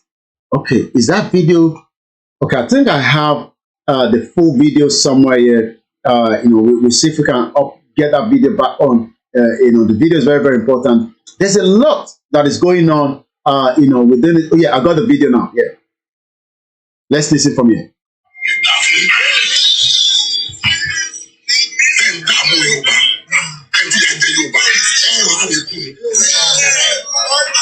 ẹ má bínú ó gbé pè wọ́n láàárọ̀ àìsàn lẹ́ẹ̀fì parí àìsàn ẹ̀yìn ìjọba wa tí ẹ bá wà nǹkan sí sọ dábàá abẹ́rẹ́ mo sáwọ́dà ìjọba yẹ kó fi bínú mọ́ fi sáwọ́dà. ọmọ tó fẹ́ gba passport láti oṣù mẹ́rin nílẹ̀ Yorùbá bí wọn àbí passport náà sì fẹ́ bá mi lọ Jerusalem ọmọ ní passport rẹ̀ ti expire wọ́n sọ fún mi ní ìjẹta pé passport rẹ̀ expire pé kò ní lè lọ wọ́n dẹ̀ fẹ́ mú lọ owó ni mo pa ajá rẹ̀ jẹ́ nígbà tí wọ́n fẹ́ ṣe Christmas ní 2012 ẹgbẹ́ pa mi wọ́n wá ní màá mú lọ wọ́n wá sọ pé àfikà kọ́kọ́ dé mílíọ̀nù pé àgbálẹ̀ èdè onírọ̀ ni mo wá kó owó airport mo wá kó owó travel fún orí mo fẹ́ gbàgbọ́ lóòótọ́ mo wá kó owó fún káyìsì dá ìṣẹ̀lẹ̀ tó ti bí wọn.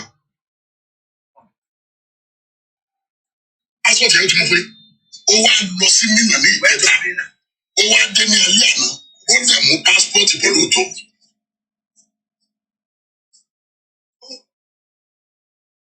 mo passport bọ́ ó gbé ìyá síwájú Yorùbá ẹ̀dẹ̀ kẹ́síwé ẹ̀dẹ̀ ní àmì ìṣẹ́lú òṣèlú ní pásọ òṣèlú àṣàkẹ́ tí mo rí bá inú mi bàjẹ́. àwọn ọmọ Yorùbá tẹ mísì travel láti oṣù kẹrin wọ́n tẹ̀ ń wá sí Èkó nígbà yìí wọn ò dẹ̀ ní passport gbà. wọ́n tẹ̀ lọ sí Minna kìí ṣe nìkan kìí ṣe ní méjì kìí ṣe ní mẹ́ta kìí ṣe ní mẹ́rin wọ́n tẹ̀ lọ sí Minna lóòótọ́ wọ́n tẹ̀ gba passport wà léèdè under 4 hours. And you think they are in the same country. Can you back say what did you back so? Gbogbo ìjọba kíjọba tó bá débẹ̀ ṣe ṣé o máa fi ara tú Yorùbá ara máa ní àwọn ìran rẹ̀ pẹ́pẹ́. Yorùbá mo sọ lẹ́nu. I'm speaking Yorùbá rẹ̀. Èmi ti kíyà ní mo mọ nǹkan tí mo ń sọ. I have suffered and no one. Mo gba passport Nàìjíríà. Wá sí Èkó, ó wá di pé ẹ kọ́kọ́ lọ forí balẹ̀ lọ́nà ẹ tó ṣe anything. Èmi ò ní kó láìkì ní. I don't say you should like. Ṣùgbọ́n àwọn ọmọ ìyá mi jìyà. One mother children are so.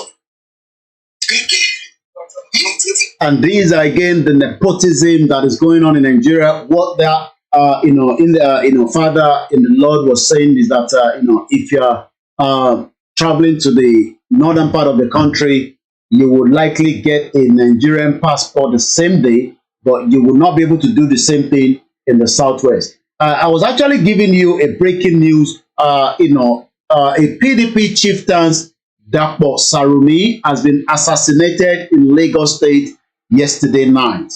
Official coming from the wire this evening. Police in Lagos State have commenced an investigation into the death of Toyin Adeniji, one of the 8 of the prominent People's Democratic Party chieftains, Chief Dapo Sarumi. Adeniji, 47, was reportedly shot dead by suspected cultists in Agege. And that's exactly what it is. Hello, good evening and welcome to Starr Radio UK. You're live with us. Go ahead. I'm not going to just talk on the program. I sent some receipt. One receipt, your WhatsApp. Okay, I am live on the radio now. I'm also later. We will have to talk about that. If you're not calling into the program, that is a complete different conversation entirely. We're only taking calls for the studio. As we go back, Adeniji 47 was reportedly shot dead by suspected cultists in Agege area of the state in Lagos State. It was gathered that the deceased was at the front of his house at Oyewole Road, Agege, when gunmen invaded the area and shot him at close range. 7 other persons who were outside of the PDP chieftain's house in Agege narrowly escaped death as the gunmen shot sporadically. Policemen from Area G, Ogba, have condoned up the area while the case has been transferred to the State Criminal Investigation and Intelligence Department. Lagos State Police Command SP Benjamin Odoyin, when asked in the phone call about the incident, responds saying, "I can confirm that to you." So these are the killings that is already taking place. As we know right now, election is still 10 days and there's still more killings going on. Let me go straight into some of the headline. Niger governor candidate is now issuing death threat to supporters in a viral video. What could lead to such, altercation that is going on? The governorship candidate of the People's Democratic Party in Niger State, Issa Lima Kantigi, has issued a death threat to prospective voters who have the intention to collect his money without voting for him in the general election. Kantigi made the threat while addressing his supporter in a viral video. Kantigi was a former chairman of Editor Local Government Area and also the ex-commissioner for local government and the chieftaincies affairs to the former governor Muazu Babangida Aliyu. The PDP candidate was recently in the news after he donated 2 electrified transformers to Dangama and Duma community in Lipe. Imagine this one is giving, he's already saying that you know what is going to happen to you. There's a lot going on. Abiola says you can get it at the same day in the Southwest also, but you have to pay VIP money and tips immigration. It is so terrible. And I guess you're discussing about the Nigerian passport. Let's take more from the, from some of the headlines that we have again. There's a lot to discuss as Nigeria is going through the poll. And there's also the Yoruba saying that we do not want to be part of this, conversation anymore. Ignoring Supreme Court, CBN Governor Emefiele says old Naira notes is illegal tender. Gbajabiamila, I'm sure a lot of you know him, is the Speaker of the House. He says Naira scarcity is created to stop Tinubu from winning presidential election. Is that true? Angry protester burn down banks in Delta State over crippling Naira scarcity. These are some of the headlines. I will ensure Igbo produce the next president if I am elected. You can see Atiku Abubakar says, I am going to make sure that an Igbo become president after me as a president because the Igbo is a universal race. No, it's not a universal race. They are indigenous people and they have the right to have their own country. Why is it that they want the arrest of the EFCC chairman? It seems that the EFCC chairman is partisan. He has been using his position to protect other criminals, but running after the Yahoo boys. Expert backs Bauer as Yaya Bello intensify onslaught on the EFCC chief for probing multi-billion naira loot. Remember that last week, the EFCC declared Yaya Bello's wife wanted for about 3 billion naira money. Mr. Bello's wife, Rashida, was recently named in a money laundering probe by the EFCC, which said the Kogi First Lady conspired to loot billions of naira from the state treasury. She's not the governor. So how did she have Babawa Sulaiman? Welcome on board. Mukidada. Akanji Oladapo says, God bless Yoruba Nation. Thank you. Waris Jinadu say, waiting in Iran go do without power generator, frequency, and the force scarcity. Keep your comment coming, and we'll be reading all your comment from all the platforms tonight. Adekunle Adepoju, my own. Welcome on board. And you said, and I quote, they will all chop their breakfast. Last. Utinrugobo. The country, Nigeria, is already in distress. Let's read more of your comment as we have them tonight. Good evening to those of you that have joined us. Iyawa Amana. Welcome on board. You also say, good job, brother. God bless you. No going back, Yoruba Nation. Shitu Omaumi Ekabo Surieto. Damirare, so bad. Yoruba Nation is the best to. I was sad. I watched the video yesterday. I'm not sure which of the video. I watched the video yesterday when the man of God saying, okay, that is Baba Eke Adura. Yawa Teresa Ekabo Sorieto. Happy Valentine to all our listeners. It is King. Yes, so it is King. I'm not going to mention your state, but these are all. Woto is coming. There's going to be a lot of protests tomorrow, according to the intelligence that I've got already. I'm not going to tell you which of the state, but we will get the signal from tomorrow. I have been told that a particular state is going to go on a total shutdown tomorrow, with those that are asking why there's no Naira note and why there's fuel scarcity. So tomorrow, a state in Yoruba land might be going on a total lockdown. Bright Bonzu Komata Petu Jomape Yomi. Who is there again? Iyawamawumi says, why don't you leave this platform and go where they are telling the truth? Maybe you should go and up transformer. Who is there disturbing? Razak Tajuddin, well done, Mr. Koiki. Maybe the person is not happy with Chief Mrs. Onitiri when Babakitoye say she's no longer to be reckoned with. Well, I mean, you don't have to agree with Babakitoye, but the leader has spoken. You don't have to agree with that. You have the right to your views. Okikiola Ayinde says Yoruba Nation not going back. Adewale Peter says you are doing good job. You're now making me feel like, Mr. Macaroni. Mr. Macaroni, sometimes when I listen to him, I watch him, you're doing well. You're doing very well. You're doing well. He's got that talent. He's endorsing Peter Obi, but I'm not sure if Peter Obi will get the vote. Okikiola Ayinde Moki, Temitope Odedeji Moki, Asalawu Sunday Moki Dada, Oladunjoye Razak Moki Babawa, Iyawa Nikki Gold, Ekabo Sorieto, Bamidele Michael, Mr. Koiki, Nigeria is end already. We're just waiting for everybody to get ready for the next action. It's called Woto Woto. Olasma, one of our callers, he says, Koiki, I like your vibe. Should I give you Adekunle? Should we play Andrew No Check Out? Oh, Nigeria Go Survive. I think I love. How many people love that track? Pam, pam, pam, pam, pam, pam, pam, pam, pam. Ta ló rántí orin yẹn? How many people? Ta ló rántí orin yẹn? Ẹ̀yin ìyá wa tẹ́tí di grandma nísìn. Ẹ rántí àwọn oldies lẹ́yìn náà máa ń jó sí tẹ́ bá ti jáde níjọ́ náà lọ́hùn. Pam, ẹ̀mọ̀ báwa nísìn maybe we should start with Portable. Should we try Portable first? Ṣé ká kọ́kọ́ lọ gbá sí ti Portable sí náà? I think maybe we should listen to Portable. Let's get Portable from the screen. So if you're watching me from the sister broadcast, no. Don't take our business. This is Starr Radio. We don't want you to take our business anywhere. Let's go and first listen to Portable. You're don't like a Portable. Let's listen to him. Must you hear that? Oh, Apostolic must you hear this?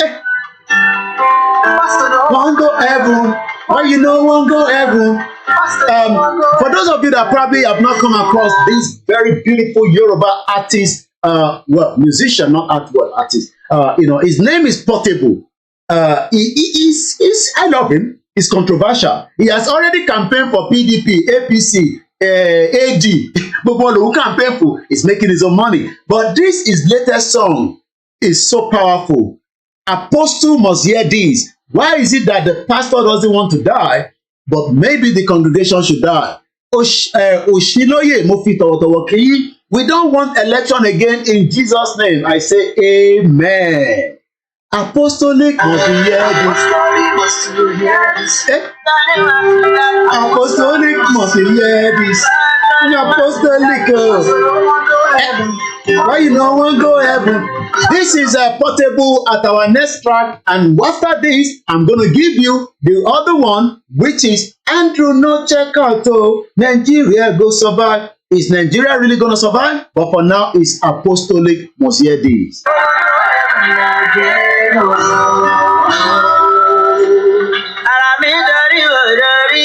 Ó dorí àwọn ọmọ ìjọ àtàwọn ọmọ ìjọ rẹ̀ o. Yeah. Is Nigeria under pressure? What is the way forward as we are tapping into the last part of the segment? The program ends at exactly 8:30. You are watching Starr Radio UK. If you're joining us for the very first time, we normally love to welcome those of you that are joining me for the first time. And the way we welcome you is always special because we believe a lot of you are special. And this is it. We welcome you to Starr Radio UK. Welcome.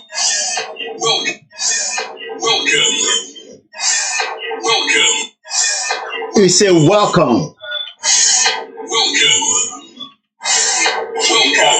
And again, this is the finest African and Caribbean radio station in London. Starr Radio UK. This is Starr Radio UK.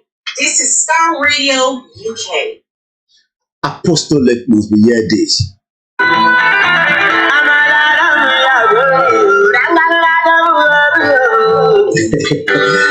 Waris did not say what Koiki, no check out of location 9, Nigeria will never survive, according to NNN. Okay, it seems that we have a call coming through. Let's go straight to that caller straight away, and we hope the caller wants to join us. Hello, caller. Mr. Koiki, good evening.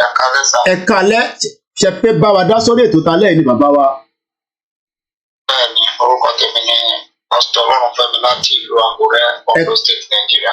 Báwo ni Àkúrẹ́ ní alẹ́ yìí lákọ̀ọ́kọ́ kó tó di pé agbọ́n tẹ fẹ́ bá wa sọ kí ló ṣẹlẹ̀ ní Àkúrẹ́ torí pé èyí lẹ wà níbẹ̀ ẹ fún àwọn ọmọ káàárọ̀ òjíire ní káàkiri àgbáyé ẹ fún wa ní just 1 minute update kí n tó ṣẹlẹ̀ l'Ákúrẹ́ lè ní.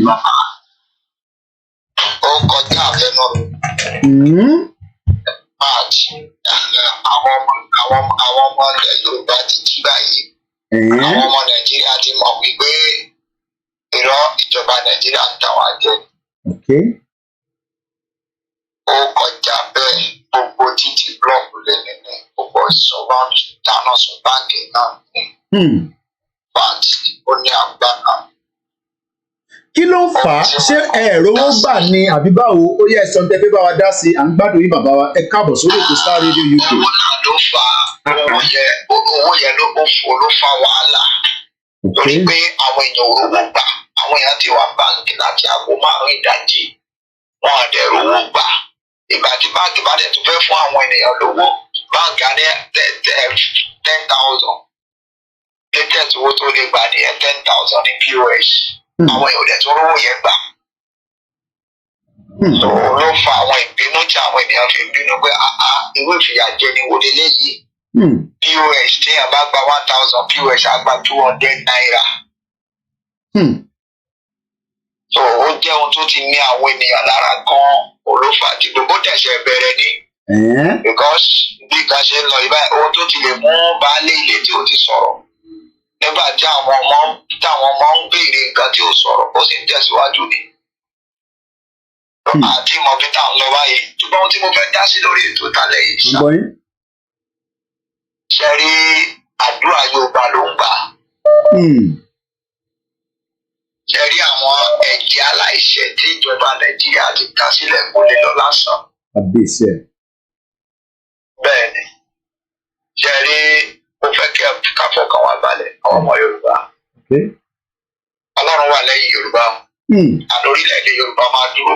Ohun kan ní mo fẹ́ kẹ́ mọ̀ ni pé ṣé rí Buhari mọ tó ń ṣe. Òun kan ò fẹ́ kí election wà. Torí pé kò fẹ́ràn Bọ́lá Ahmed Tinubu.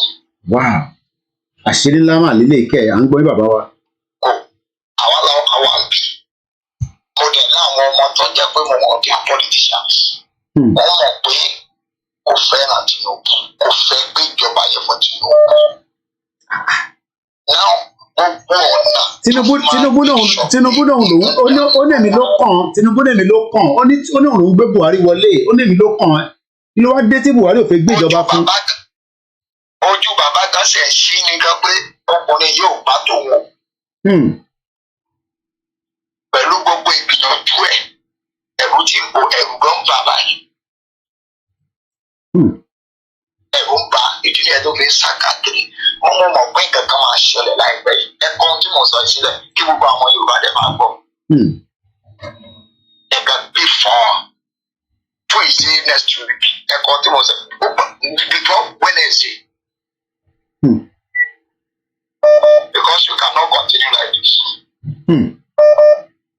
Yes, the country is turned upside down totally.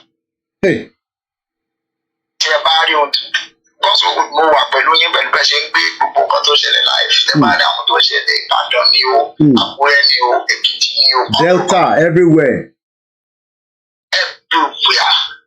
Now wọ́n ti ń ṣe díẹ̀díẹ̀ báyìí wọ́n ti ń pọ̀ àwọn military wọn jáde dé láti máa tún máa threat àwọn èèyàn. Ṣùgbọ́n àwọn èèyàn dúró tán báyìí. Èyí tó bá kókó fẹ́ pa wọn kankan kó pa wọn. I bought the day before yesterday 450 naira per litre. 450 naira per litre. Mo dúró láti to 7 mo rí epo rà láfta 2. Lọ́sàn-án. 7 a.m. to 2 p.m. ọ̀sán.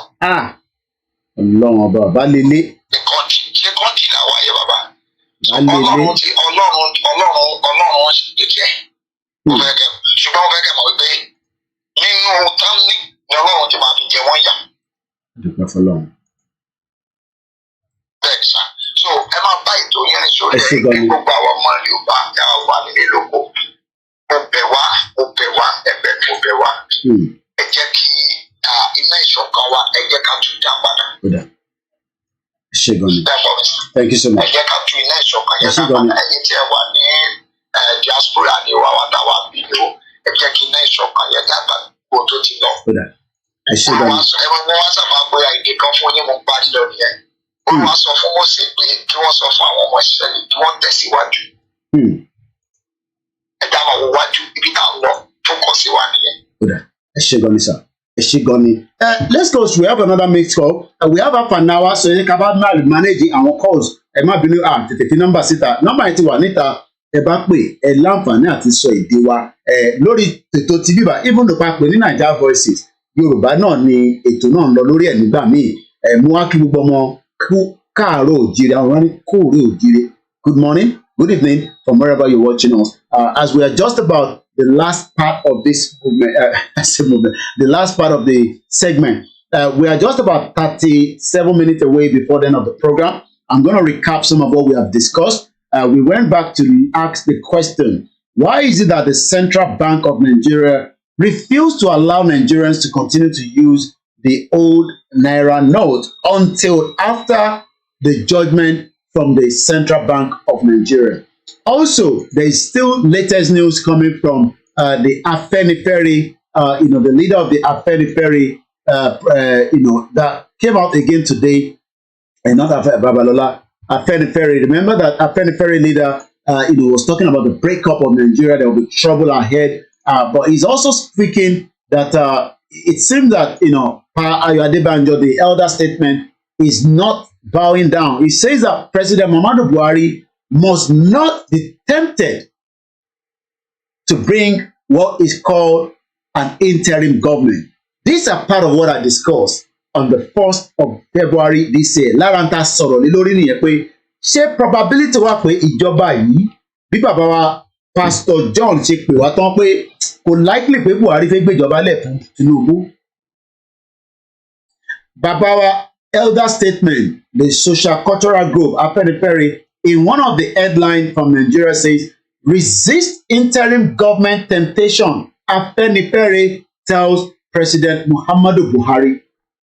The Pan-Yoruba Social Political Organization, Pa Ayo Adebanjo of Afenifere, has again called on the President Muhammadu Buhari to resist, any temptation or pressure to foist on Nigeria any form of change of government that is not a product of democratic practice. Afenifere, in a statement by his National Publicity Secretary, Jare Ajayi, ìyẹn ní àná ní ìlú Èkó, said that the latest call was necessitated by a disclosure by Kaduna State Governor Nasiru El-Rufai that some element within presidency were scheming to have the president foist an interim government on Nigerians. And Nigerians going to accept should President Muhammadu Buhari leave us with interim government. This was their council state meeting last week. Abdulsalam Abubakar, Jonathan is somewhere there, Gowon and Buhari. Obasanjo was not there. but we are told that Obasanjo attended through the the Zoom. Say Buhari, the president of the Federal Republic of Nigeria, what is also the leader of the Redeemed Christian Church of God have said in the past? Maybe we should go back and listen carefully to some of what Babawa Gio Adeboye said in the past and the recent one that we have. We're just trying to get the video up and running before we start winding down.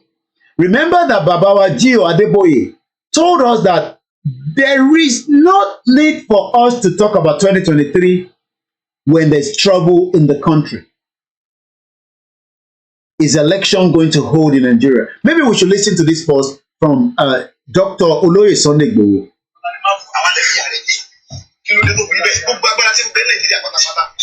Now, tí mo wà ní ta kọ́lọ́kọ̀rọ̀ kẹ́ àwọn náà fẹ́ kó fọwọ́ kún sí.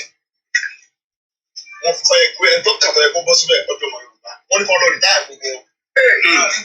Wọ́n tún lè gbé Fúlàní síbẹ̀. Orí bẹ́ẹ̀ kí la wá ń bára wa sí. Ajá eré kí la já ń bẹ́ kù sí. Ajá ò ní dúró gbé ẹ̀fọ́ láéláé. Ó sì ń wọ̀ ṣáà. Ẹ̀nà kù sẹ̀ náà. This is our time to fight for our rights. Bàbá Awólọ́wọ̀ ní pé tó bá yá àwọn ọmọ bẹ́ẹ̀ tó. Wọ́n náà máa bèèrè fún wọn lọ́wọ́. Àsìkò ló tó yìí. Torí pé táwọn ọba para wa kásìra wa lọ́kàn ká gba ẹ̀tọ́ yẹn sìn. A lè dààmú. Àwa tọ́lọ̀ ń fi ojú tó tá a lé wa lọ́wọ́ yìí. Àwa ni ká jà fún ìlú àṣírà lọ́kàn ká fi ìjàlẹ̀ ká kọ́ tẹ̀lé ká gba ẹ̀tọ́ wa lọ́wọ́ wọn.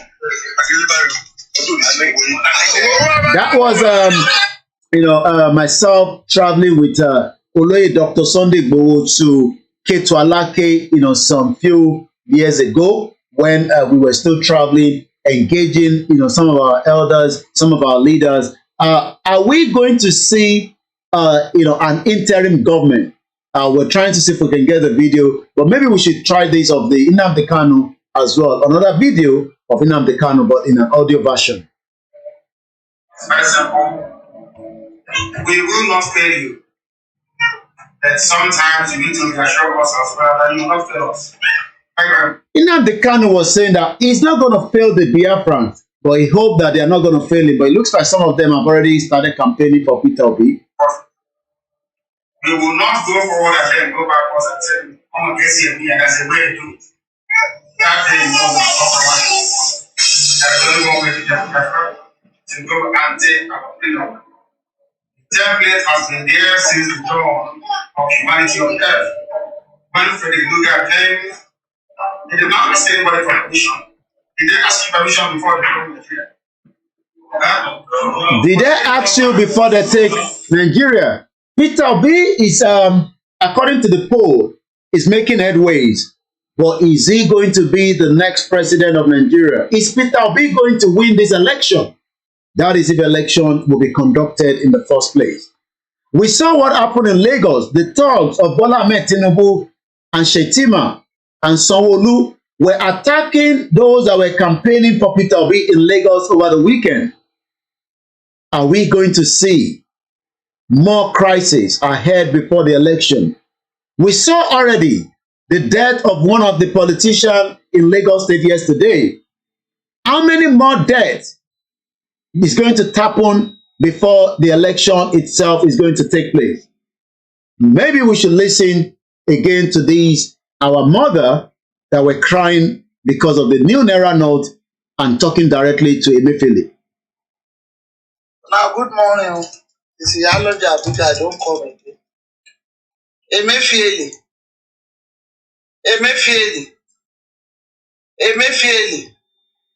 How many times I call you?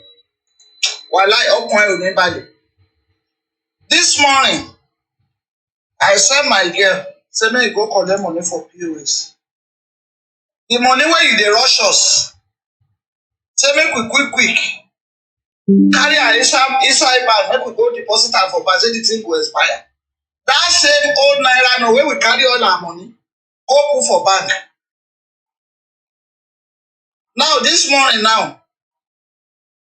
my daughter collect 20,000 naira from POS. They collect 2,000 naira on top of 20,000 naira. They even told her that if she wants new naira notes, she has to pay extra charge. Emefiele ọkùnrin ò ní balẹ̀. As you dey put us, when you dey put Nigerians under hardship so, there is God o. There is God o. We no know wetin we do you. As you are putting ordinary Nigerians under hardship, ọkùnrin ò ní balẹ̀ Emefiele. Wàláì. Tó bá ń kójọ ó máa dànù ni o. Ọkùnrin ò ní balẹ̀. How many Nigerians can afford to be paid 2,000 naira to POS to collect 20,000 naira? This is wickedness. This is wickedness. Una dey take the life of ordinary people, they take and they play politics. There is God o. Emefiele. This thing wey you dey do so, the head of all the Nigerians, poor people, the masses that are suffering because of this thing. You see the old naira wey you say make we put it. And quickly, let's go to a caller all the way in Germany. Good evening and welcome to the program. Good evening, Michael Unama. I say good evening to you and welcome to Nigeria Voices. You're live with us, caller. Hello, caller. It's okay. Hello, Mr. Koiki. Ṣé woman tó ń sọ̀rọ̀ mi látàkùjá yẹn? Bẹ́ẹ̀ni. Owó ni gbogbo wọn. Woman is also a leader ní ABC. Okay. Okay. Kílódé táwọn kì í dárúkọ Buhari? Emefiele cannot do anything in Nigeria without Buhari knowledge. Definitely, you're right. Why are they afraid of Buhari? Why are they mentioning Buhari's name? Why Emefiele? Emefiele is just a worker in Nigeria. So Buhari was the one that approved that something. Kílódé táwọn kì í dárúkọ Buhari? Wọ́n bẹ̀rù Buhari ni. Gbogbo that woman tó ń sọ̀rọ̀ yẹn Abuja yẹn APC ni. Okay. They are all afraid of Buhari. Kílódé táwọn kì í dárúkọ Buhari? Why Emefiele? Emefiele is just a very person. He cannot act on his own, abi? You're right. Kílódé táwọn kì í dárúkọ Buhari? Are they afraid of him? Even that of five people wọn dárúkọ Buhari. Emefiele wọn dárúkọ. Emefiele cannot act on his own. He cannot just come out and say I'm going to design naira without approval of the president. Definitely. President olóyè síbẹ̀. If you want to do anything, you have to contact the president. Why are they not saying Buhari go on the main person, not the Emefiele? Ṣé wọ́n ń bẹ̀rù Buhari ni ọ̀wọ́? Kí ni ẹ̀rí sọ̀rọ̀ yẹn? Wọ́n bẹ̀rù Buhari ni. Wọ́n fi dábọ̀ Buhari is the main person. Okay. Only the same person, not Emefiele is just a worker. Buhari ló àpọ̀jẹ̀ síbẹ̀. So why are they mentioning Emefiele? Wọ́n nákàn ní balẹ̀ náà ni. Wọ́n mention Buhari Emefiele no mention, whereas Buhari is the main person. Okay. I see. He did it purposely because of àwọn tó ń fẹ́ ra election where to the poor people. Kí ni tí mo bá fẹ́ sọ̀rọ̀ lọ́sìn? Onídàákọ Buhari Emefiele ló máa dárúkọ. And Emefiele. Ó ti ṣòkò fún gbogbo àwọn Nàìjíríà pé kọ́ máa bẹ̀rù I don't know. Ẹ wo. Ó tún mi ẹ máa bẹ̀ tó lọ. Ẹ ṣé gan ni. Ẹ ṣeun. Mo kí bàbá wa Ọlọ́run bá ń dúró tì yín, á bá ń dúró ti àwọn ọmọ yín, ẹ̀gbọ́n mi dáadáa tó pè. I don't want to go into too much details, and I'm happy to hear your voice, the energy, gbogbo tó ṣẹlẹ̀, Ọlọ́run bá ń dúró tì yín. There's a lot going on in Nigeria. Let's remind ourselves that our brother is still being held in Turkey. We're talking about Ijile Marcos. A lot of us know Ijile Marcos is one of the Yoruba Nation. Let's remove the pictures so that people are not mixing this up. We'll see if we can get his image. They're working on that quickly. Ijile Marcos, so far I've been able to get in touch again with the family in Turkey, and all they're telling me is they are not hearing anything. Ijile is still where he is. We know that Ijile has been held in Turkey, going to almost 4 months plus now. He has spent Christmas, New Year without his family. He's one of the Yoruba Nation self-determination. But what we can confirm is, for whatever reason, Ijile case is not something that we have an understanding I did ask the family if Ijile needs to get a new lawyer to look into while he's still being held in Turkey. And the feedback I got back, the image of Ijile is going to come up on the screen. The engineers are working on that quickly. What I was told is that number one, Ijile family were not affected in the situation that happened in Turkey. We continue to pray for those in Turkey, as many Nigerians there, but no Nigerians were affected. But sadly, 35,000 lives have been lost. The number might be increasing. There's also going to be humanitarian, catastrophe. So Ijile family is not anywhere close at all, to the situation where the incident that happened in Turkey is very, very far away. I spoke to the family and they confirmed that with me. But my concern is whatever has been the situation with Ijile, nobody knows why he's still being held. And as you can see there, for the benefit of those that are probably not familiar with the person that we are discussing tonight, the engineers have got the image right behind me, as you can see there. Thank you so much, engineer. Ijile, as we can see there, out of sight is not out of mind. We will continue to pray for you. We will continue to pray that whatever the situation that you are facing presently, may Eledumare, with the God of the Yoruba land, set you free. Whatever that must have happened, which we don't know, we don't have, the details. We are 8 minutes past 2000 hours, so that means we're just about 22 minutes before the end of the program. Good evening to you, Mr. Oluwale. Asha Ati Isheshe Ile Yoruba. Ahmed Rahim. Good evening. Temi Go Tajuddin Olalekan Shoyoye. Victor OG, Emmanuel Jacob, and also Mukiyawa Alaja, Mamalal Barika, Irat, Adeyeye, Mukitawakiyi. Mukiyawa as well, Chief, all our, great mother,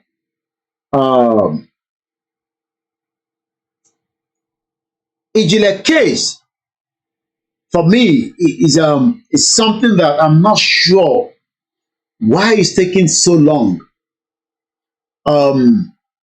When I was told that Ijile, it has been incommunicado until everybody started getting the information. Mukiyawa Chief Fola Bangbala Mukidada.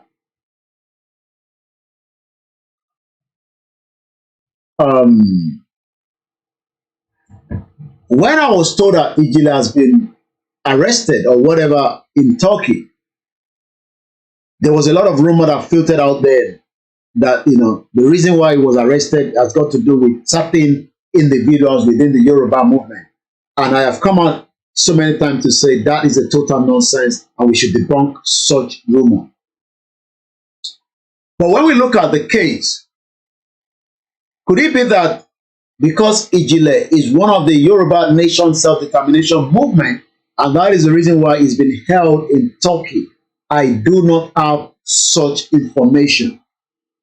Could it be another situation that Ijile, that was working with Chief Mrs. Modupe Onitiri and some of their team, probably knew certain things, and probably maybe Ijile was not comfortable with such, and they are probably thinking that should Ijile come on air and tell us, it could also be a problem for them, and that literally means that they might have been the one to report Ijile.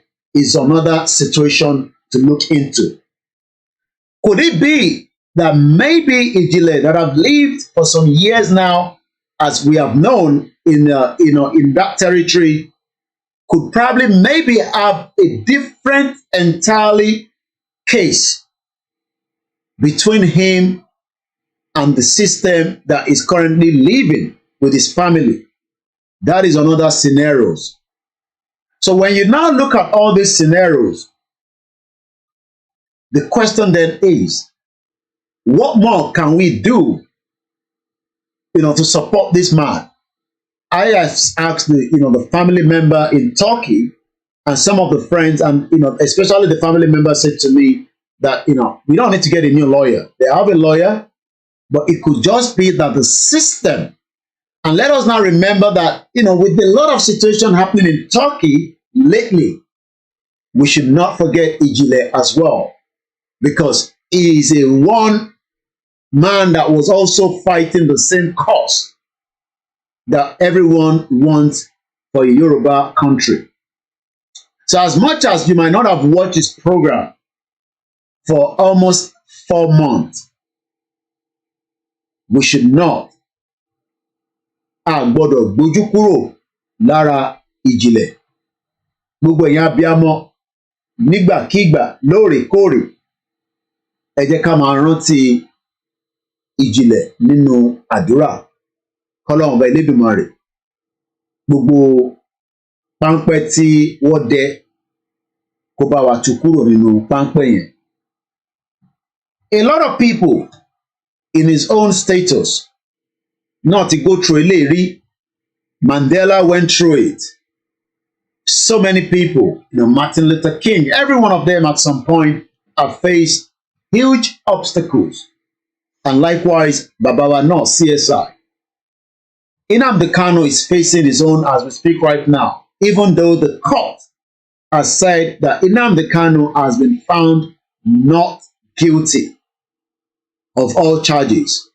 15 count has been thrown out, but the federal government is still adamant for not releasing Mazi Nnamdi Kanu. So whatever Ijile is facing right now, as Yoruba people, we must not take our prayer away from him. We must continue to pray and remind ourselves that he was fighting the same cause as we are doing right now. We might not be seeing him every day as we have done in the past, because Ijile was also coming out every other day, if not every day. And most of his programs were very, very educative programs.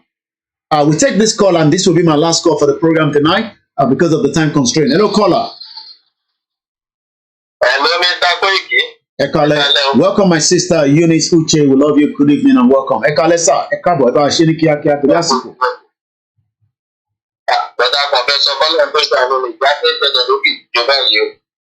Kí lẹ ń ṣẹlẹ̀ ní Ògìdó? Mo ti sẹ́ndì ẹ̀sẹ̀ yọ ẹgbẹ́ kúrò ní Jókàjó. No, I need to go on the speaker because more live lórí studio. So, my won't send here. Oh, that Tibashi in another 15 minutes. Sorrow. So, again, we are getting report. And please, if anybody has any news going on in Nigeria, oh my God, somebody right here has been killed. We can't show you the videos, but I can confirm that the situation that I've just received indicate that a young man has been murdered. What is going on in Nigeria? Nigeria is really going through a lot. If you want to contact us and you have any news you want to break to us, please, Ekabo Eshegoni Yawa Eunice. And thank you so much for joining us this evening. As usual, we love you and we appreciate you. Adeleke Olawale Ibrahim Mokiyi. Ijile case must not die down. We must continue to bring it to the limelight. We must continue to talk about it. We understand every country around the world has different legal system. Could it be immigration is the reason why Ijile has been picked up? We don't know. Could it be that he has another issue with the Turkish government, and that is the reason why he has been, arrested, and then probably they have to go through the court process, which is something that is delayed, and he might be found not guilty, and he will be back up and running again, and he will be coming out to tell us. But like I said, I am always in contact with the closest person that I don't have to go into too much details with, Ijele Marcus. Ijele has not yet been released as of today, the 15th day of February 2023. And we will not stop bringing his case to the limelight for the benefit of all our leaders and those of you. Ijele, ọmọ Yorùbá ni, ìran Yorùbá ló ń jà fún, kó tó di pé a mọ ìdí pàtàkì gangan tó fi mú. Bọ̀ bí ṣe sọ, àwọn kan ní àwọn lára àwọn tí a jọ ń ṣe Yoruba Nation ni wọ́n kó bá Ìjìnlẹ̀. That is one instance. I disagree with that. I don't agree with that.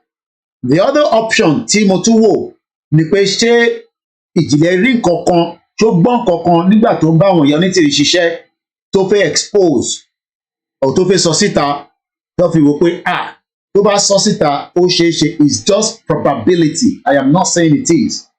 But in this situation, we look at different probability. Just as I have also said that the probability is not there. But again, this is a probability. I am not saying it is a fact. Or ṣé kò jẹ́ pé normal country tó ń gbé, just as any one of us, bí a ti ní case kan tó ń ṣe tẹ́lẹ̀ pẹ̀lú ìjọba tó wà nínú ẹ̀. Mo kẹ́yìn tẹ́ wà lórí MixLR. Mo kẹ́yìn tẹ́ wà lórí Instagram pẹ̀lú wa. I am just 12 minutes away to the end of my transmission tonight. So that is about it on Ijile. Like I said, another death that I've just received, and I will be, calling this caller later on as well. Let's come back to the final segment. Baba Akintoye has now come out officially to say that Chief Mrs. Modupe Onitiri came to destroy the Yoruba Nation movement. And that came out some few hours ago as we were playing that to us. And we would take us back, as I promised, to what Baba said, this particular day that I was able to have this conversation sent to me. Professor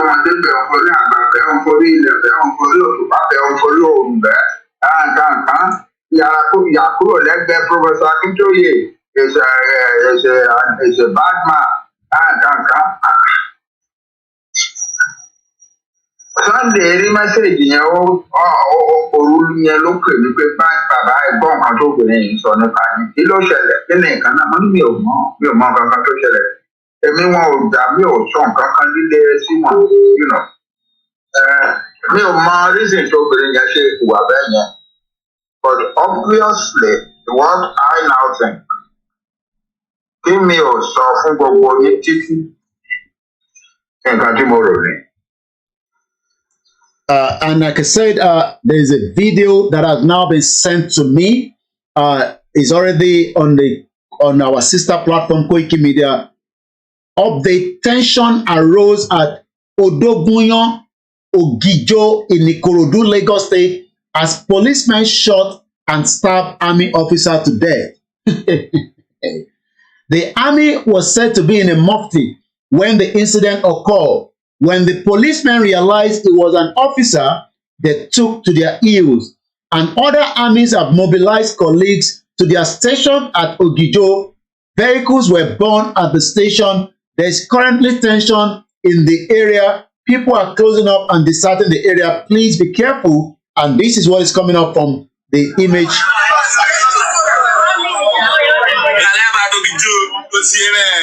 Police station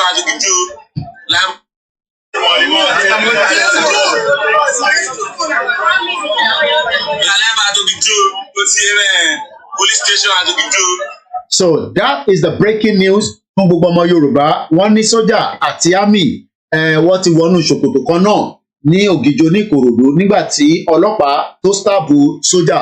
Ẹ jẹ́ ká padà sí tí bàbá wa Professor Adebanjo Akintoye has finally disowned Chief Mrs. Modupe Onitiri out of the Yoruba Nation struggle by saying that we should all have nothing to do with her.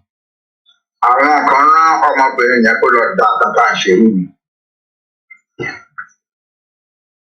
Who they are, I have my suspicions,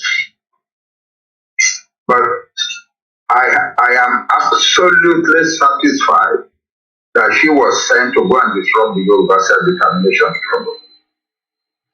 Àwọn kan ní ẹ̀wọ̀n ambitious ni mo ní kò sí ọmọ ọ̀rọ̀ Yorùbá kankan wà ní ambition rú yẹn ó ti pọ̀ jù. It is what she has been doing is driven by money that she's been receiving from some people. About that now I have no doubt. Mi ò ní kẹ́ àgbé necessarily pẹ̀lú mi, but I know it to be true. Tó bá já ẹ̀ ti sọ̀rọ̀.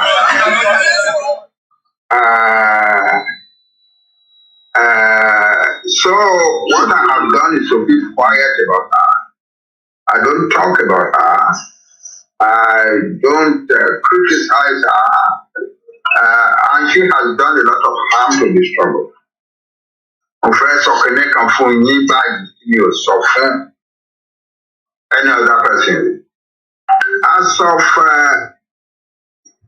of November 2022, we were making a law, we were recording a lot of success in the international arena. And we were reasonably sure tó bá di December, a lè sọ fún ayé wípé ṣe Nàìjíríà mọ́. A dẹ̀ máa sure wípé tá a bá ṣe yẹn, there will be at least 1 or 2 countries in the world tó máa sọ pé àwọn support for it. Tí Nàìjíríà bá gbógun àwọn wọ̀nyẹn, a lè sọ pé we are defending this because they have been peaceful and gbogbo ọ̀nà ìgbà. Ibi tí a bá ọ̀rọ̀ dé by November ni a lè ti wá múra àti bá àwọn kan ṣe pàdé láti sign agreement wípé tá a bá ṣe báyìí àwọn náà ṣe báyìí. Onitiri gbọ́ ó lọ declare pé òun ti lè declare ní Yoruba Nation. Because of that is that I wanted to súnmọ́ wa láti sọ wá pé if you take this step we will take the following step after you. Gbogbo wọn wá ń sọ wípé are you sure that this your people Yoruba people can really run a unified country? Can you live like a unified people? Kì í ṣe series of warlords lemares. It has been a tough battle. It has been a tough battle. Dispelling that kind of fear about us, fear about the Yoruba Nation. She created that fear. It was not there before. And it is still there. Traces of it are still in existence.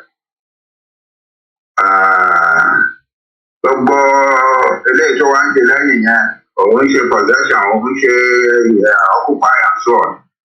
Just child's play to keep his courage up in the dark. She knows that she has caused a lot of damage to the struggle. She knows. And some of the people closest one to her, irú àwọn Ayọ̀ Brown, irú àwọn Akirimisi, they know they have done a lot of harm to the struggle. Akirimisi pè mí. And that is how far we can take from that. Like I said, the video, the full clip can be watched on Omoboriowo Media, and it's also going to be uploaded on koikimedia and the Starr Radio and other platforms as well. We are just 4 minutes before checkout, and as we are winding down, it is going to be, Andrew, no check out to Nigeria go survive. Is Nigeria going to survive all this wahala that we are facing presently? Can Nigeria ma survive? How many people think that Nigeria can survive it? Let's hear this.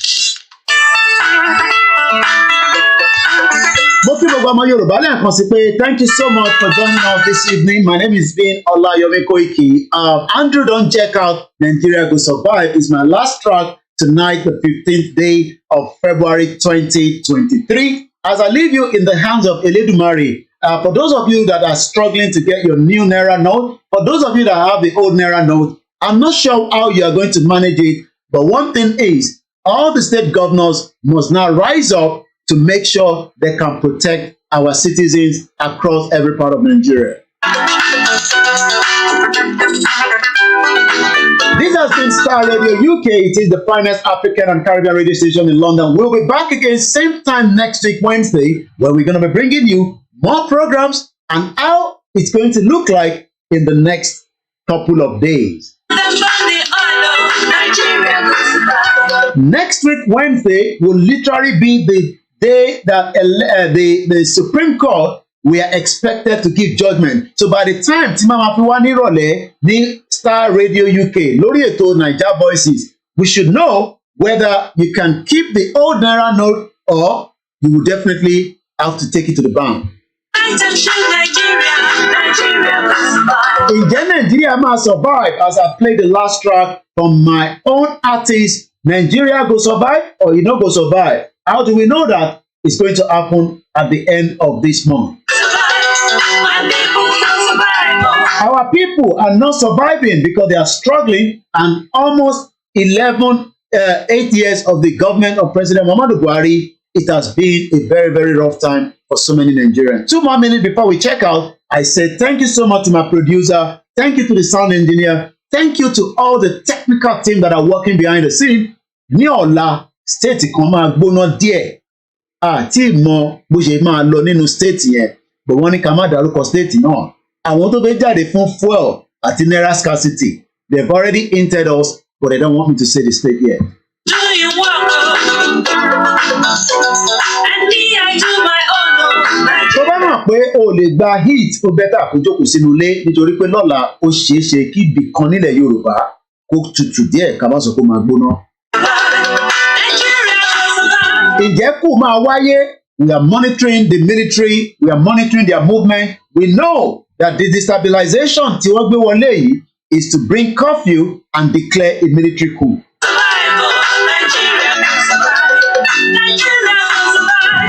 You didn't say survival care, survive in Nigeria will be destroyed. Ìyàwó Esther sọ pé it can never survive. They don dey cry for their group nation. Mo fi ń ṣe ọwọ́ Elédùmarè, orúkọ tèmi náà ni Ọláyọmí Kóìkì. Lórí ètò ti Starr Radio UK ni a ti ń gbẹ́tò wá láṣálẹ́ yìí. Nnamdi Kanu must not, we are telling the federal government, release Mazi Nnamdi Kanu. He must not die in the custody of the DSS. Nnamdi Kanu needs a good health care and he needs to be traveling out of the country as quickly as possible so that he can take care of himself. As I leave you tonight, we pray for all the family of Mazi Nnamdi Kanu as we pray for ourselves. We pray for Yoruba land. Nigeria, I'm not sure I can pray for Nigeria because Nigeria, we have been praying for the last 63 years and it has failed every single one of us. And on that note, I will hand over now to Mr. Achi to take over right there. Good night, and tomorrow we'll be joining again on Starr Radio UK at 11 o'clock for the update from Nigeria.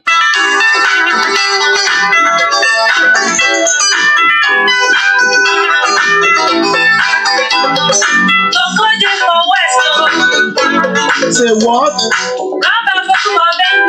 Say what?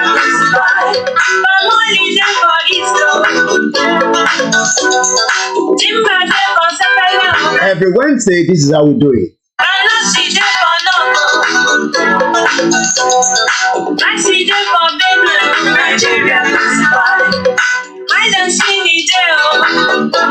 A tún máa padà wá ní next week Wednesday lágbára tẹlẹ́dùmarè. Mo dúpẹ́ lọ́wọ́ gbogbo ẹ̀yin tí ẹ darapọ̀ mọ́ ètò ta lẹ́yìn. Ó dàárọ̀ oorun ayọ̀ ní ká sùn. Òmíràn ni àbúrò yín, ọmọ yín, olólùfẹ́ yín tí ẹ mọ̀ sí KOIKIMEDIA, ìyẹn Ọláyọmí Kóìkì lórí ètò Starr Radio UK.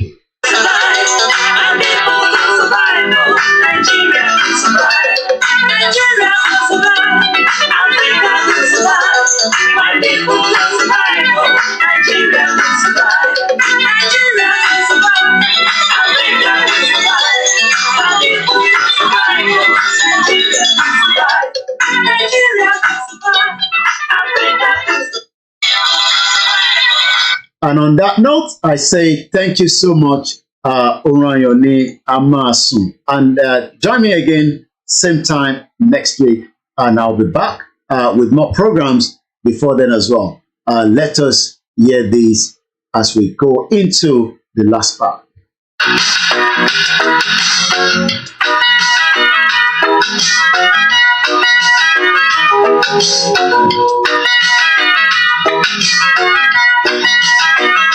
Mama Africa, yes, just you can understand what one is a cultural nation now.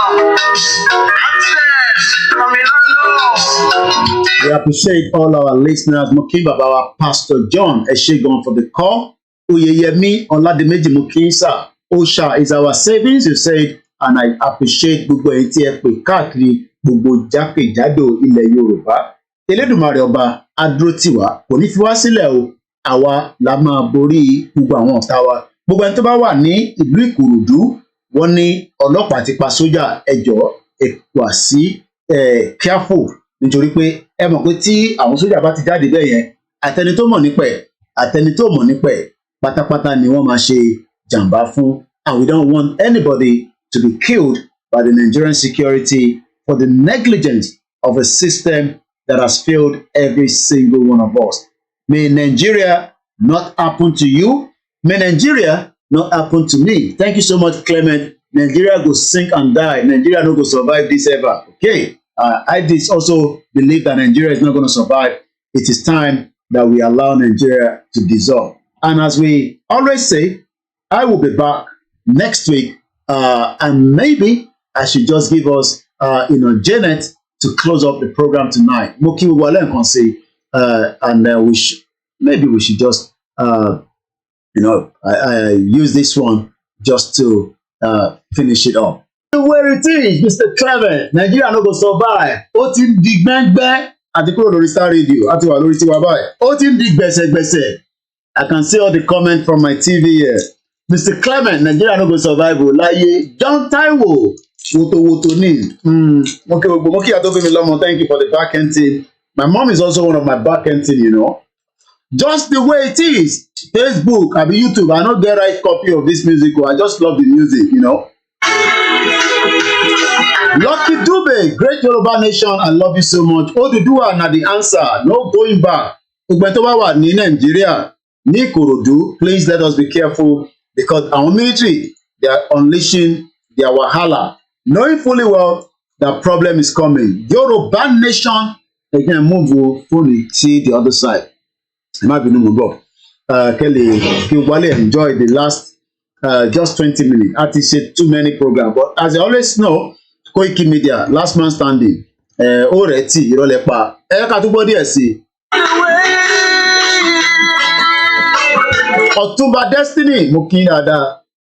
Ọ̀fọ̀lárin Quadri, mo kí yín. Mo kí gbogbo ọmọ Yorùbá lẹ́ẹ̀kan sí. Mo tẹ̀ rómi mu látàárọ̀ gbogbo ọ̀fun báyìí ó ní ìdòmí rẹpẹtẹ. Aláì. Ọ̀rọ̀ yẹn ń lọ tòkítòkí, ó ń lọ tẹ̀kẹ̀tẹ̀kẹ̀. Gbogbo ẹ̀ ti ń di wòbíwòbí, ó ti ń di gbàsìgbòsí. Ọ̀rọ̀ Nàìjíríà ó máa ń gbọmi múmu nígbà míì. Ọlọ́run Elédùmarè ó ṣàánú wa. Nàìjíríà ó ti wọná, ó gbọ́dọ̀ dàwó, ó ti di dandan. A fi ń ṣe ìbátí pé nídìí a little bit of relaxation. Àwọn ènìyàn máa rán gbèsè Lucky Dube. Nàìjíríà kò dàwó. Nobody can rectify the damage tó ti wà nílẹ̀ yìí.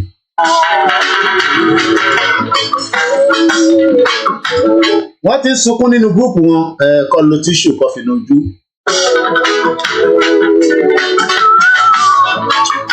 ẹ̀yin tèmi ká máa lọ lágbára Ọlọ́run nílọ fún ti kú confam pé lágbára Elédùmarè breaking news máa jáde ẹ̀gbọ́n mi tó ní ages ní jẹ́rìí ẹ máa wà níbẹ̀ breaking news á máa lọ ẹ lọ sórí Twitter tẹ lọ register and update every second every minute Juliet tó sìn kò ní bàjẹ́ fún ẹ gbogbo ẹni tó bá ń bínú ọkàn ń bínú náà ni kò sí nǹkan tó máa ṣe sí mo kí gbogbo alẹ́ nǹkan sí ká wind down so ó dà pé Yèyé Dára wà live mo dẹ̀ fi lọ gbọ́ Ìyá Lájẹ́ náà èmi náà máa ń fi gbọ́ àwọn programs àwọn èèyàn kí èmi náà fi kí n fi step down àbọ̀rọ̀ mi yẹn nísìn ṣe ẹ ká parí ètò yẹn báyìí ní bàjẹ́ lọ́wọ́ ara wa lágbára Elédùmarè ìran Yorùbá máa bọ̀ nínú oko ẹrú ìkan máa dàrú lọ́wọ́ wọn ni wọ́n máa fọwọ́ ara wọn ṣera wọn wàláì. Thank you so much. I respect and I love every single one of you and I don't joke with Yoruba people. Mo dúpẹ́ lọ́wọ́ gbogbo yín. Mo kí gbogbo àwọn ọmọ Delta, àwọn ọmọ Edo, Ìṣẹ̀kírì. Gbogbo yín náà là ń kí o. Not just the Yoruba. Gbogbo yín pátápátá. We are all in this together. I wish people like Asari Dokubo can also say Yoruba Nation or Biafra or Middle Belt. They will destroy Nigeria. Nigeria no value for anybody. But àwọn tí ń jẹ mùdùmùdùn nínú bẹ̀ àti tòǹpólò ìyẹn ni gọ́ọ̀mẹ̀ntì ṣe gbówó gidi fún wọn. Ẹ ká parí ètò yẹn ẹ ká play anthem mọ́ ọ̀nà àti mọ̀ni nínú bíbá yìí ká máa lọ díẹ̀díẹ̀. Àti aago 6 àárọ̀ láti wà lórí ọ̀rọ̀ sísọ. Dóònà mo sùn díẹ̀ náà but oorun yẹn mo sùn púpọ̀ bíi just 2 hours ni mo sùn. Ẹ má bínú ànílé jáde mọ́ lálẹ́ but tó bá jẹ́ pé breaking news definitely I'll come back out but if otherwise kébì náà lọ gbọ́ Ìyá Lájẹ́.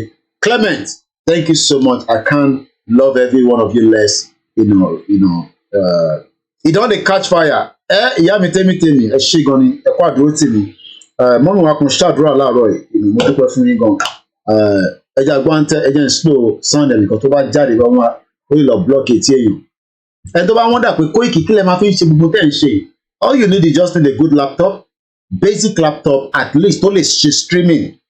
Mostly a gaming laptop ló lè ṣe or any other laptop but gaming laptop nítorí pé ẹ wọ̀ pé stress wà lórí taban broadcast and you need a good internet.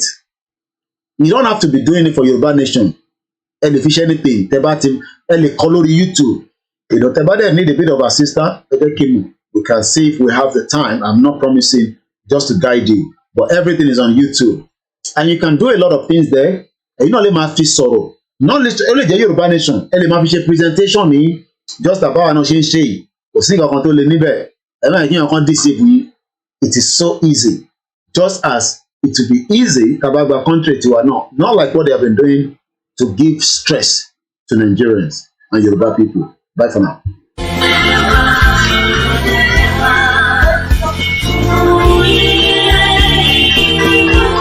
Kagbega.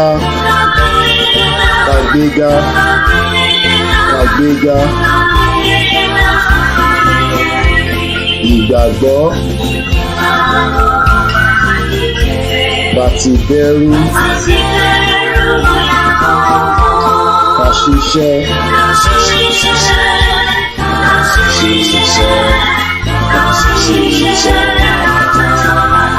Oyeka Saliti Nìkẹ́jẹ́ tẹ̀síwájú àti àrólé Odùduwà lórí àrọ́sà ọ̀nà ìyá mi bí jẹ́ kagbọ́mọ̀ lọ́sí ipò ìwọ ní ìmọ́lẹ̀ ògùn adúláwọ̀ àwa ní ìmọ́lẹ̀ ògùn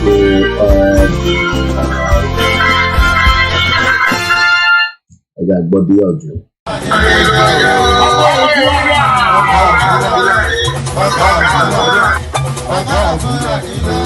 Yorùbá Nation yìí ti gbogbo wa ni kó má gbọ́dọ̀ bàjẹ́ torí kò sílùú mìíràn.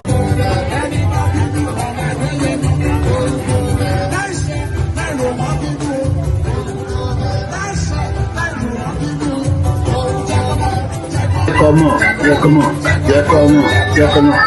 Láìṣẹ̀ ẹ̀ ń bínú Nnamdi Kanu. Ẹ lọ ń bínú Nnamdi Kanu. I pity the federal government. They don't know wetin they dey. Nnamdi Kanu na spirit. Boko mọ ilé wàhálà. Boko wàhálà. Ayọ̀ gbọ́dọ̀ nǹkan sí. Release Nnamdi Kanu make it go. If we have Yoruba Nation, we will still be business with Hausa people. Kò sí ìwòbí mìíràn. Ọmọdé yẹ mọ́ láìṣe láìro. I think Simon Ekpa is on, is it? Ẹ kí lọ gbọ́ Simon Ekpa. Ó náà máa wà on lálẹ́. Ẹ lọ gbọ́ Simon Ekpa. Ẹ sá lọ gbọ́ Simon Ekpa. Igboho ṣá. Ìmọ́lẹ̀ bàbá. You go with nothing. Then fight for everything. And later, leave everything and go back with empty hand. Wallahi. God is powerful. Ó dàárọ̀. Bye for now, everybody. Kí ẹ lọ gbọ́ Simon Ekpa. Ìyá Rukayat, ìyá mi dáadáa, mo rí ó dàárọ̀.